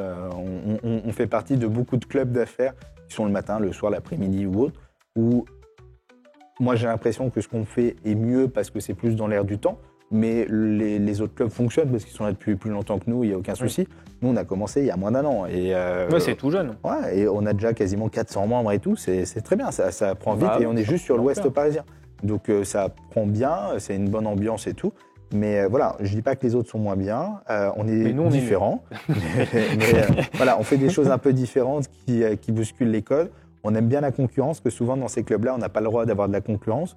Ce qui est dommage, parce que si tu as un seul expert comptable et tu vas avoir un avis, s'il dit une bêtise, c'est dommage. Si tu as 10 experts comptables en face de toi, vous pouvez très bien dire tiens, je paye un verre à tout le monde, mettez-vous autour de la table, je vous explique mon problème, je veux une réponse maintenant et tu vas l'avoir. Ça, c'est cool. Donc, on a le droit à la concurrence. Oui, il n'y a pas trop de compétition non plus. Le but, c'est de faire une bonne entente et que chacun y trouve son compte. En fait, si tu as peur de la concurrence, c'est que tu n'es pas sûr de toi. Donc, tu n'es pas très, très bon parce que tu pars du principe que tous tes concurrents vont te manger. Nous, on veut que des gens qui sont quand même des requins et qui sont assez cadors dans leur métier. Donc, si la concurrence, ils se font manger, ils partiront par eux-mêmes. C'est tant pis pour eux, mais au moins, on gardera les meilleurs. Donc, c'est très bien. Moi, j'aime la concurrence, aucun souci. On va passer du coup sur les annonces directement sur Le Bon Coin. Les amis, c'est parti. Alexis nous a sélectionné quelques annonces sur Le Bon Coin et il va nous expliquer pourquoi ça peut être une bonne opportunité d'investissement ou pas. Il va nous donner un petit peu les tips à déceler dans les annonces. Donc c'est parti, je te laisse la main. Donc dis-nous tout. Alors là, je suis sur Le Bon Coin. On vient de lancer dedans. Je vais vous montrer 2-3 choses quand on commence à faire des recherches. Alors déjà, on a un petit site, Castorus. Donc là, je ne connaissais pas ça, c'est pas mal. Hein, ouais, c'est un site qui est gratuit, il faut créer un compte. Donc aujourd'hui, on est à Troyes. Donc on va regarder les biens qui sont autour de Troyes, la ville de Troyes. Donc ça, c'est Castorus. Donc en fait, vous avez les annonces sur tout. On peut faire recherche. On va regarder les prix d'une commune. Donc Troyes. Hop, il me propose même déjà. Voilà. Donc on a tous les prix, les moyens et surtout, on a toutes les annonces qui sont sur Internet Ok. dedans. Et ils te Les- regroupent les bonnes affaires, Voilà. les prix En fait, en baisse et tout. Il te montre les dernières annonces qui ont été publiées. Donc d'ailleurs, tu peux voir les prix au mètre carré. Donc toi, on a du 2000, 2007, 3000. Ok. Les annonces les plus anciennes, les bonnes affaires. Donc toi, on a tous les trucs à 1000, 1002, 1003. Et on a les prix en baisse. Donc ça, c'est l'évolution des prix. Donc toi, celui-là, ça fait 147 jours qu'il est en ligne. Il a descendu son prix à telle date. Donc des fois, tu as plus d'évolution. Tu vois, il y a un agent immobilier qui est arrivé, le prix a remonté, ça n'a pas marché, ça a redescendu. D'accord. Ça te permet de switcher. Et ça fait l'historique des annonces. C'est-à-dire que si jamais il l'enlève du bon coin, il le remet. Et du coup, tu arrives à le suivre. Donc tu as la note à 3. Donc tu peux quand même du coup suivre, voir si le mec il est pas en train de. En fait, as un historique Ouais, du t'as prix. un quoi. historique par Ah, rapport aux c'est top, photos, au texte et tout. Et dedans, on va voir. Alors, j'ai pas vu ce que c'était comme annonce, mais on va regarder ce que c'est comme appartement. Et tu peux même le faire dans l'autre sens, c'est-à-dire que sur le Bon Coin, si jamais tu as un bien sur le Bon Coin qui te plaît, tu peux copier-coller le lien. Ok. Je crois que c'est. Tu dois l'avoir là dans Recherche, historique d'une annonce, tu le mets dedans, et Ok. puis il va te dire quelle était son évolution de prix et tout et tout. Ça c'est un bon tip. En Ouais. vrai. Dites-nous dans les commentaires si c'est un truc que vous connaissiez ou pas, parce que moi je connaissais absolument pas Castorus. Hein. Vraiment. Donc toi là c'est une maison et tout, donc qui est en vente depuis 140 jours, donc ça fait quasiment 6 mois hein, si j'ai pas de bêtises. Donc ça te permet de voir les évolutions de prix sur pas mal de Ok. choses. Donc voilà, on va regarder plutôt des appartements. Moi là c'était juste pour expliquer un peu Castorus. Du coup franchement Ouais, c'est top. Hein. Et ça c'est indispensable et ça te permet surtout quand tu négocies avec des gens où les personnes te disent on vient de le mettre en vente, on va pas négocier et tout. Tu peux lui dire écoute gars, ça fait 6 mois qu'il y est, t'es à 70, il était à 100, t'as pas réussi, tu l'as baissé le 12 mai. Ça te permet d'avoir un petit peu plus de poids là-dessus. Ok. En se disant voilà, si on suit ta courbe, tu vas arriver au bon prix à un moment, gagnons du temps et puis avant le mois au bon prix quoi. Donc ça permet de voir. Et en parlant d'ailleurs de négociation, là je rebondis juste sur ce que tu disais, mais peut-être que tu vas en parler. Comment on négocie une annonce en vrai? C'est par rapport à quoi? Alors, je donne une expérience passée. On a acheté avec ma compagne un bien à Troyes il n'y a pas longtemps. Nous, on est en Ile-de-France, ça fait un peu de route. Ce qu'on a fait, c'est qu'on a sélectionné des biens qui nous paraissaient corrects, sans les avoir visités. On a fait des offres à distance avec des prix D'accord. quasiment divisés par 2. Beaucoup de monde, 90% nous a envoyé bouler. Mais les quelques personnes qui ont dit la moitié c'est peut-être beaucoup, mais on peut discuter, on les a rencontrés et on a acheté comme ça. Comme ça, au moins, on a Ok. gagné un petit peu de temps. Et toujours dans l'idée de pouvoir acheter moins cher que le marché, que ce que nous, on estime le marché. Et comme ça permet de voir. Et en plus, on a acheté des biens qui étaient plutôt pas mal. Donc en gros, y aller au culot, quoi.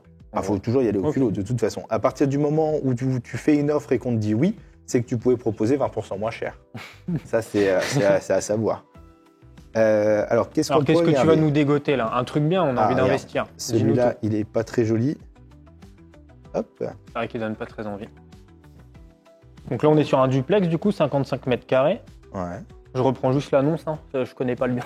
Ouais. C'est juste noté là. Donc, on a une cabine de douche qui est un peu vieillotte. On a un ballon d'eau chaude. Vu le cercle, à mon avis, il est un peu vieux. Il va falloir le remplacer prochainement. Les radiateurs électriques, comme ça, c'est ce qu'on appelle communément des grille-pains. Donc, il faudra changer, ça marche pas.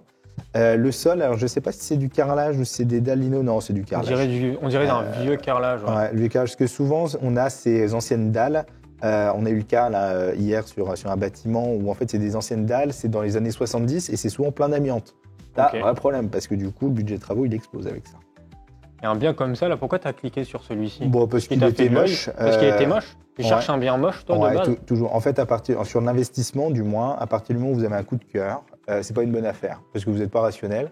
Il faut acheter le truc que vous n'avez pas envie d'acheter, parce que du coup, vous ne ferez pas de cadeau sur la négociation et sur le projet. Quand on a un coup de cœur, c'est une bêtise, tout le temps. Ok. Quand vous vendez, par contre, un bien, faut créer le coup de cœur pour les futurs acheteurs. Donc c'est là où il y a un intérêt de faire du joli, de mettre des beaux meubles, des trucs sympas pour que les gens On achètent. appelle un peu le home staging, du coup, c'est ça? Alors c'est pas le homestaging. Non. Homestaging, c'est tu fais du cache-misère et tout. Là, tu fais du bien.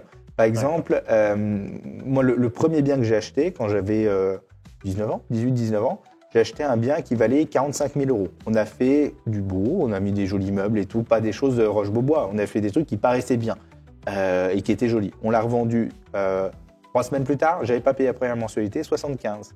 On a fait une culbute énorme, juste parce qu'il était joli. Moi, je l'ai acheté sans coup de cœur et j'ai négocié le prix à mort.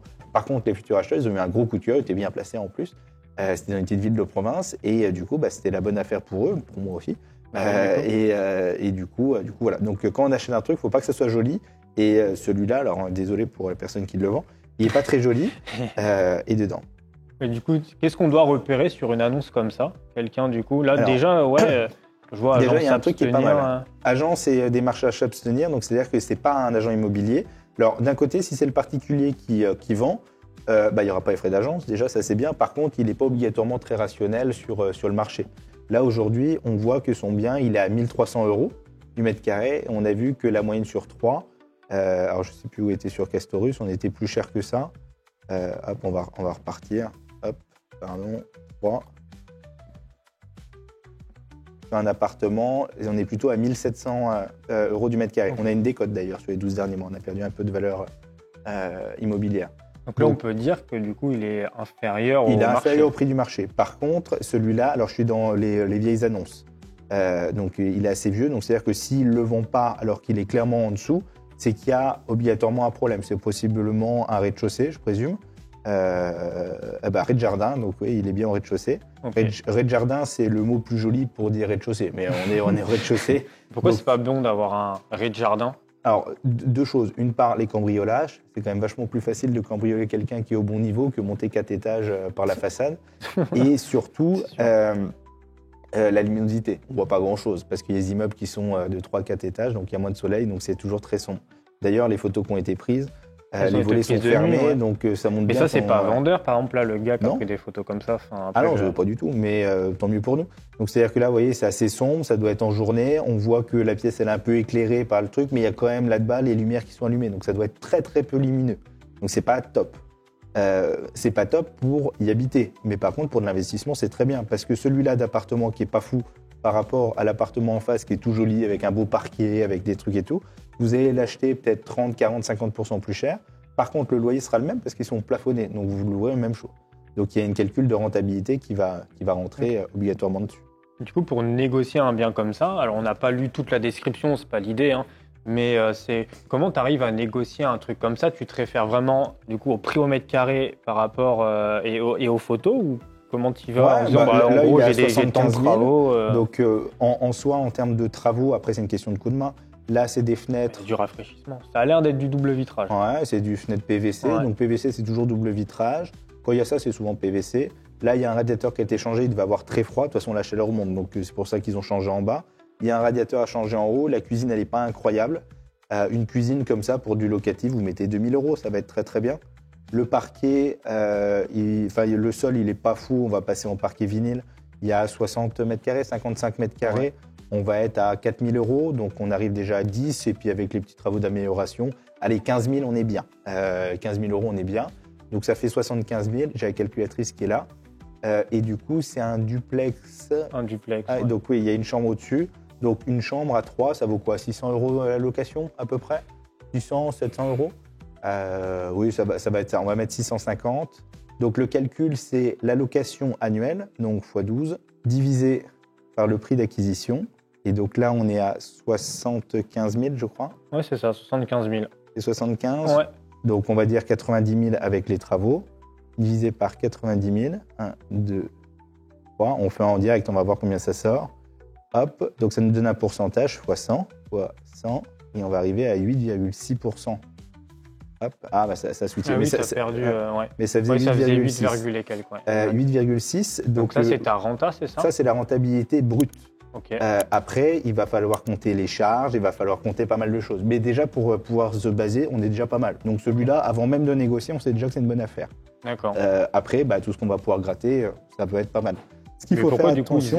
C'est quoi, du coup, la problématique du fait qu'il ne se loue pas? Parce qu'on a vu que ça faisait quand même un moment déjà. Alors, c'est pas qu'il se loue pas, il se vend pas. Enfin, se vend pas, autant pour moi, ouais. Donc, on n'a pas regardé le classement énergétique, mais je crois qu'on n'est pas trop mal. J'ai vu, je crois, un espèce de... Il était en bas. Ouais, je crois que c'est D, c'était peut-être en haut plutôt. Ah, il est où? Voir les critères. Les critères, voilà. Donc on est en D. D. Déjà, quand vous avez deux mêmes lettres, vous savez que c'est pas vrai. Parce que c'est jamais de même. Donc le diagnostic est pas bon. Okay. Mais c'est obligatoire maintenant pour une vente. Ouais, mais pas sur l'annonce. Peut-être qu'il est en E ou autre. En tout cas, c'est pas très grave. De toute façon, vu l'état des prises électriques, vu comment elles sont anciennes, donc le tableau électrique et les passages de câbles n'ont pas été faits. On a de l'isolation qui est là, on la voit quand même. Oui, un petit peu. Donc peut-être qu'il y a l'électricité à refaire, mais pas certain. En changeant les radiateurs déjà là-dessus, on va gagner en lettres directement. Et eux, de toute façon, ça pose pas de problème parce qu'on a le droit de le louer sans aucun souci. Je crois que eux, vous avez le droit de louer jusqu'à 2035.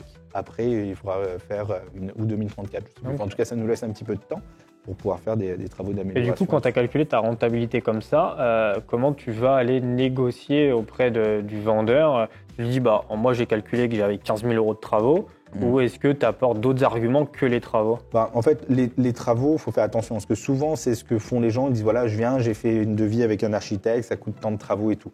Alors, il y a travaux et travaux. Travaux qui sont pour la mise en conformité d'un bien pour qu'il soit correct. Par exemple, il n'y a plus de douche parce qu'il y a eu un dégât des eaux. Bon, bah ça, il faut la compter dedans. Par contre, si le carrelage, il ne te plaît pas et tu veux en mettre un autre, ça, c'est ton sujet. Ça ne te regarde pas sur la négociation. En fait, l'esthétisme, c'est pas un argument à apporter. Après, sur la négociation, chacun a sa technique. Moi, je ne rentre pas dans les détails.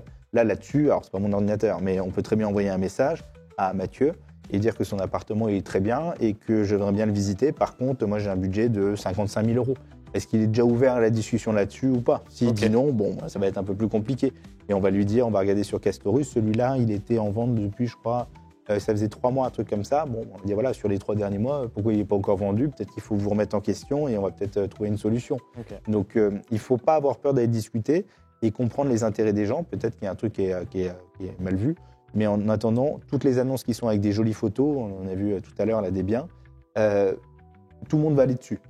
Donc du coup, la base de négociation ne sera pas énorme. Toutes les choses qui ne sont pas jolies, qui ne donnent pas envie ou autre, bah, c'est des bonnes affaires. Parce que du coup, il faut chercher un bien moche, quoi. Ne serait-ce qu'avec des photos. Ouais. Moi, personnellement, mais quelqu'un qui aime bien faire des travaux aussi. Mais là, il n'y a pas de travaux. Il y a juste un radiateur à changer dedans. Mais par exemple, celui-là, qui est du coup, c'est une autre annonce. Qui est même surface, qui est 500 euros plus cher du mètre carré, qui est un petit peu plus joli. Ils sont un petit peu embêtés là pour faire les photos et tout, mais qui est pas mal aussi. Et ça, c'est de la vieille moquette. On voit, il est en train de se sauver. Donc ça, il faudra refaire. Il y a tous les murs là, ça ne doit pas être incroyable. On a encore un grille-pain, du coup, comme tu l'as dit. Bon, ça, c'est pas très joli, mais c'est pas très très grave. Là, on a les réseaux d'eau, ça doit être la cuisine, je présume. C'est même sûr. Et il doit avoir une kitchenette et tout. Donc celui-là, il est plus. Ah oui, c'est la cuisine. Bon, il y a un peu de boulot aussi, mais il est déjà un peu plus vendeur. Il est un peu plus vendeur. Il y a la même surface, on est dans la même ville, on a la même note. On a un D et un B. On est sur la même chose, on a les mêmes surfaces quasiment, parce que l'autre il y avait combien? 55 mètres? 55 tout. Tu vois, c'est la même chose. Jusque-là, celui-là, vous l'achetez déjà 20 000 euros trop cher par rapport à l'autre. Alors c'est sûr qu'en termes d'égo, c'est plus joli d'avoir celui-là avec des belles fenêtres en bois et tout, que l'autre moins joli au rez-de-chaussée. Par contre, si vous faites du patrimoine, il faut acheter celui-là. Vous l'aurez acheté trop cher, mais c'est du patrimoine, donc c'est bien. Si vous cherchez de la rentabilité et puis votre retraite, c'était celui-là qu'il fallait acheter, quoi. Donc, qu'il soit pas joli, c'est pas très très grave. Moi, je n'achète quasiment que des appartements, en tout cas sur l'investissement des années 70. J'aime bien ces années-là parce que c'est des bâtiments qui sont plutôt en bon état. C'est pas si vieux que ça. En termes d'économie d'énergie, on est plutôt bien. On a souvent des chaudières collectives ou des fois c'est des chaudières communes, mais c'est des chaudières, donc ça marche bien. Est-ce que c'est un truc à regarder, ça, parce que tu parles de collectivité? Est-ce que tu vois les charges de copro? Est-ce que c'est un facteur bien sûr, important? Il faut regarder. Alors les charges de copro, faut voir ce qu'elles comprennent aussi, parce que des fois elles sont très chères, mais vous avez tout le chauffage, l'eau, l'électricité, les machins. Pas l'électricité, mais vous avez beaucoup de choses, donc ça peut être bien. Des fois elles sont moins chères, mais vous n'avez pas grand-chose. Sur un local commercial, sur le local commercial que j'ai, je dois être à peu près à 200 euros de charges de copropriété à l'année. Ah oui, c'est rien. Mais il n'y a rien, il y a juste l'ampoule du parking, donc ça va. Mais du coup, il faut prendre en compte. Mais en copropriété, c'est mieux. Donc en tout cas, celui-là, il me paraît très très bien. Faut voir le positionnement, mais on a l'air pas trop mal placé. Vis-à-vis de celui-là qui est bien placé. Alors celui-ci, il est carrément là ce qu'on appelle dans le bouchon de Champagne, pour ceux qui connaissent. Mais l'autre, il est juste au-dessus. Juste au-dessus. On a la petite carte là, si je crois que c'est le même jardin. Ouais, on est juste au-dessus. Ouais, on est à côté. Donc on est, à mon avis, on est à 5 minutes à pied l'un de l'autre. Et celui-là est 20 000 euros moins cher. Et vous allez le louer exactement le même prix. Le calcul de la rentabilité, je répète, c'est loyer annuel divisé par le prix d'acquisition. Ça nous donne le brut. Si on rajoute les frais bancaires, les frais de notaire et tout, ça nous donne le net. Et après, on a le net d'impôt, où là, du coup, on rentre. Alors, il y a aussi des charges de copro. Le net d'impôt, c'est après les impôts. Et souvent, quand vous regardez les gens qui vous expliquent leur rentabilité, qu'ils ont du 13, 14, 20, 50%, c'est du brut. Très bien, mais en fait, on s'en fout du brut. Ce qui est important, c'est qu'il nous reste dans la poche. Oui, donc, c'est le exactement, net d'impôt qu'il faut regarder. Le net d'impôt, c'est un peu personnel parce que du coup, ça dépend. Mais le net est intéressant de regarder. Là, on était à 8,6 brut, Ouais, ce c'est qui est ça. pas mal. Sur Paris, on est entre 3 et 4. Ah oui, on est quand même. Donc là, on est plus que 2 fois mieux qu'un appartement classique sur Paris. Après, sur Paris, du coup, là, parce que là, tu as parlé d'investissement et de patrimoine. Du coup, là, celui-ci, tu disais que tu l'as acheté pour du patrimoine. Mais pourquoi pour du patrimoine? Comment ça? Pour habiter dedans, de la résidence principale, du coup, non? parce que celui-là, si tu dois le ressortir, il se vendra plus facilement que l'autre. Parce que D'accord. l'autre, il n'est pas joli. Donc celui-là, si tu as besoin de récupérer tes fonds assez rapidement parce que tu n'es pas sûr de ta stratégie, ça vaudra le coup. Par contre, si tu le gardes pour faire du long terme, bah, prends le premier. D'accord. Ce sera mieux. Ce sera mieux. Et si tu n'es pas pressé, de toute façon, c'est des biens. Après, si tu baisses un peu le prix et tout, c'est des trucs, sous 6 mois, tu le vends sans souci. Donc si tu n'es pas pressé, ça part. Et ce que font pas mal de personnes, ils achètent des biens comme ça qui sont pas très hype. Ils font juste les travaux d'énergétique, ils le louent le plus cher possible, ils peuvent faire en plus de la location de meubles, et après ils le revendent sans photo, comme un investissement, en disant voilà, je vends un bien, produit de rapport à 9% brut. Ok. Et là, vous avez plein de personnes, plein d'investisseurs qui viennent, qui ne veulent pas s'embêter, où le produit est déjà construit, et du coup, vous prenez une petite plus-value par rapport à ça. Ok. Mais du coup, ça reste moins rentable d'aller sur un bien qui a. Non?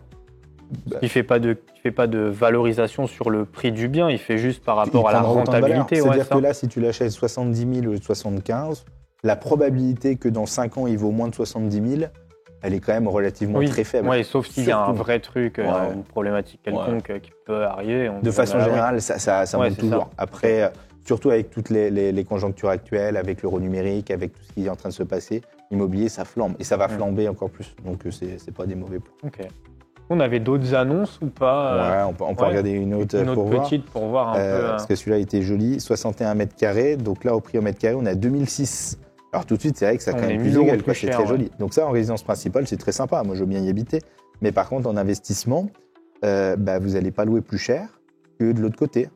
Mais vous l'avez acheté le double. Ouais, 1000 euros du mètre. Mais par contre, en termes d'ego, ça fait bien. Quand vous avez parlé avec vos amis, vous avez acheté dans un petit hôtel particulier. Après, voilà, soit on fait de l'ego, soit on fait de l'argent. Après, là, il a l'air Mais- d'être quand même déjà un petit peu plus entretenu. Non, Tu vois, pas plus que ça. t'avais une belle cuisine, t'avais. T'as un joli parquet et tout, mais l'autre, en réalité, t'as un sol qui va être plus résistant que ton parquet, tu vas avoir des murs qui vont être aussi bien. Et là, en plus, tu vois, c'est des vieilles fenêtres en bois avec les crémaillères, va falloir les changer. La fenêtre, ça vaut 2000 euros. Donc, D'accord. voilà, c'est des budgets à prévoir aussi. Après, c'est bien. Sur de la résidence principale, c'est sympa, on se fait plaisir et tout. Mais pour moi, là, vous l'achetez 100 000 euros trop cher. Ok. Donc ça, pour toi, c'est un bien qui vaudrait 59 000. Si je fais de l'investissement, ouais. Ouais. Si je le prends en résidence principale, c'est bon prix. Mais sur de l'investissement, en tout cas, il est trop cher. Et il le vendra très bien à quelqu'un qui va faire l'habitation. En fait, ce que ne comprennent pas les gens, c'est qu'il y a des choix. Soit on vend en investissement, soit en LCD, soit en RP ou autre. Et souvent, les gens disent c'est trop cher, mais c'est trop cher peut-être pour l'investissement. Mais sur de la RP, c'est très bien. C'est joli. On achète un statut, c'est joli, je sais pas où c'est placé. Sainte-Savine, je crois. Ah non, en plus, c'est non, même pas à c'est 3. Pont-Vert. C'est Ok. loin. Si, c'est à 3, c'est à Pont. Ah oui, d'accord. Ok. Bon, en plus, c'est mal placé. Enfin, c'est moins bien placé que de l'autre côté. Donc voilà. Ok. Et du coup, Castorus, très bien. Vous voyez, il y a toutes les annonces possibles et inimaginables. Donc, maison. Et d'ailleurs, Maison. je voulais te poser la question, parce que là, tu as mis ton curseur sur la maison. Aujourd'hui, c'est plus rentable de louer un appartement ou une maison, notamment dans une province, tu vois, par exemple, comme chez nous. Parce qu'aujourd'hui, j'ai l'impression qu'il y a un peu une pénurie de biens dans des maisons. Est-ce qu'il n'y a pas de différence? Ouais. Ça dépend. Parce que c'est pas le même budget d'acheter une maison pour de la remettre en location ou ça ne s'adresse pas non plus à la même typologie de clients, si je puis dire, de locataires. Disons que si tu te mets au fin fond de la campagne et que tu prends des studios de 15 mètres carrés, que tu veux louer à de l'étudiant et que la prochaine fac elle est à 3 heures de route, tu vas avoir un peu plus de mal à louer. Il faut voir aussi, il faut réfléchir à qui va te louer à la fin. Si tu es en ville, tu prends un grand appartement pour une famille, bon, très bien. Si tu prends un petit studio, tu sais que tu vas pouvoir le louer tant qu'il y a des facs qui sont à côté, donc pas de souci. Après, maison ou appartement, pas de sujet. Moi, pour moi, c'est tout pareil. Ouais, c'est pareil. Sans souci. Par contre, si tu achètes une maison et que demain, tu as un problème sur la façade ou sur la toiture, tu es tout seul. C'est comme tous les mecs qui sont très fans d'acheter ils appellent ça des IDR, immeubles de rapport. Il y a plein de groupes sur Facebook pour tous les fans d'IDR qui vont acheter de l'IDR parce que ça fait bien et tout.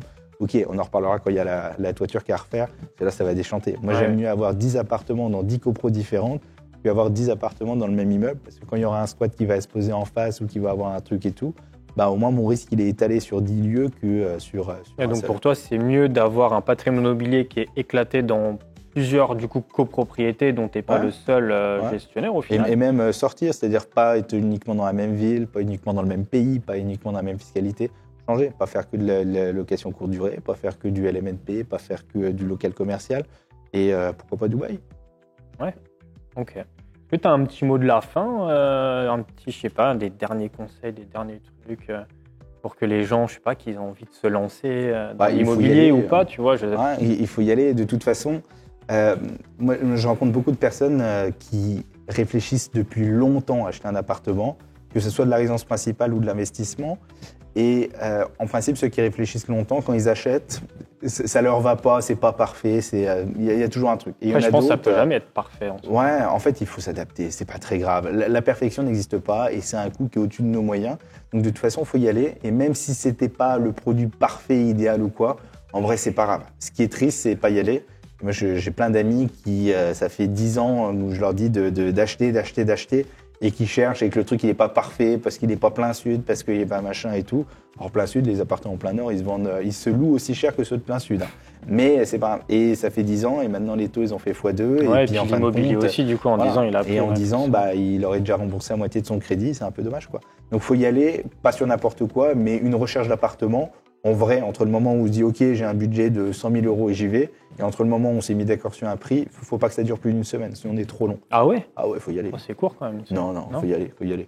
On prend les annonces, on les appelle, on visite, c'est bon. Le lundi, le samedi, c'est signé, on n'en parle plus. Si c'est plus long, c'est qu'on réfléchit Est-ce que trop. tu conseilles de faire plusieurs visites d'un bien ou pas? Non, une seule. visite. Moi, je conseille même de pas visiter. On fait les offres et après, on va visiter pour voir les problèmes. Ok. Ah ouais. Comme ça, on gagne du temps. Voilà. Costaud quand même, Mm. d'acheter sans visiter. Non, on visite après, c'est pas grave. Et de toute façon, sur le Oui, schéma après, de tu as de la vente, rétractation si jamais. Mais ouais, mais voilà, il faut mieux faire perdre le temps aux autres que le sien, pour moi. C'est peut-être pas très bien, mais tant pis. Et il faut y aller, c'est pas grave. C'est pas grave. On y va, on fait des offres, on essaye, et puis si on a pris, on y va. Les derniers qu'on a achetés avec ma compagne, on a fait comme ça. On a fait, je crois, 4 offres qui ont été validées. Ok. Et sur place, on devait en annuler 3, on en a annulé que 2, parce que les 2 derniers étaient très bien, puis on en a gardé 2 dessus. Donc très Ok. bien. Très bien. Ça marche. Donc faut y aller.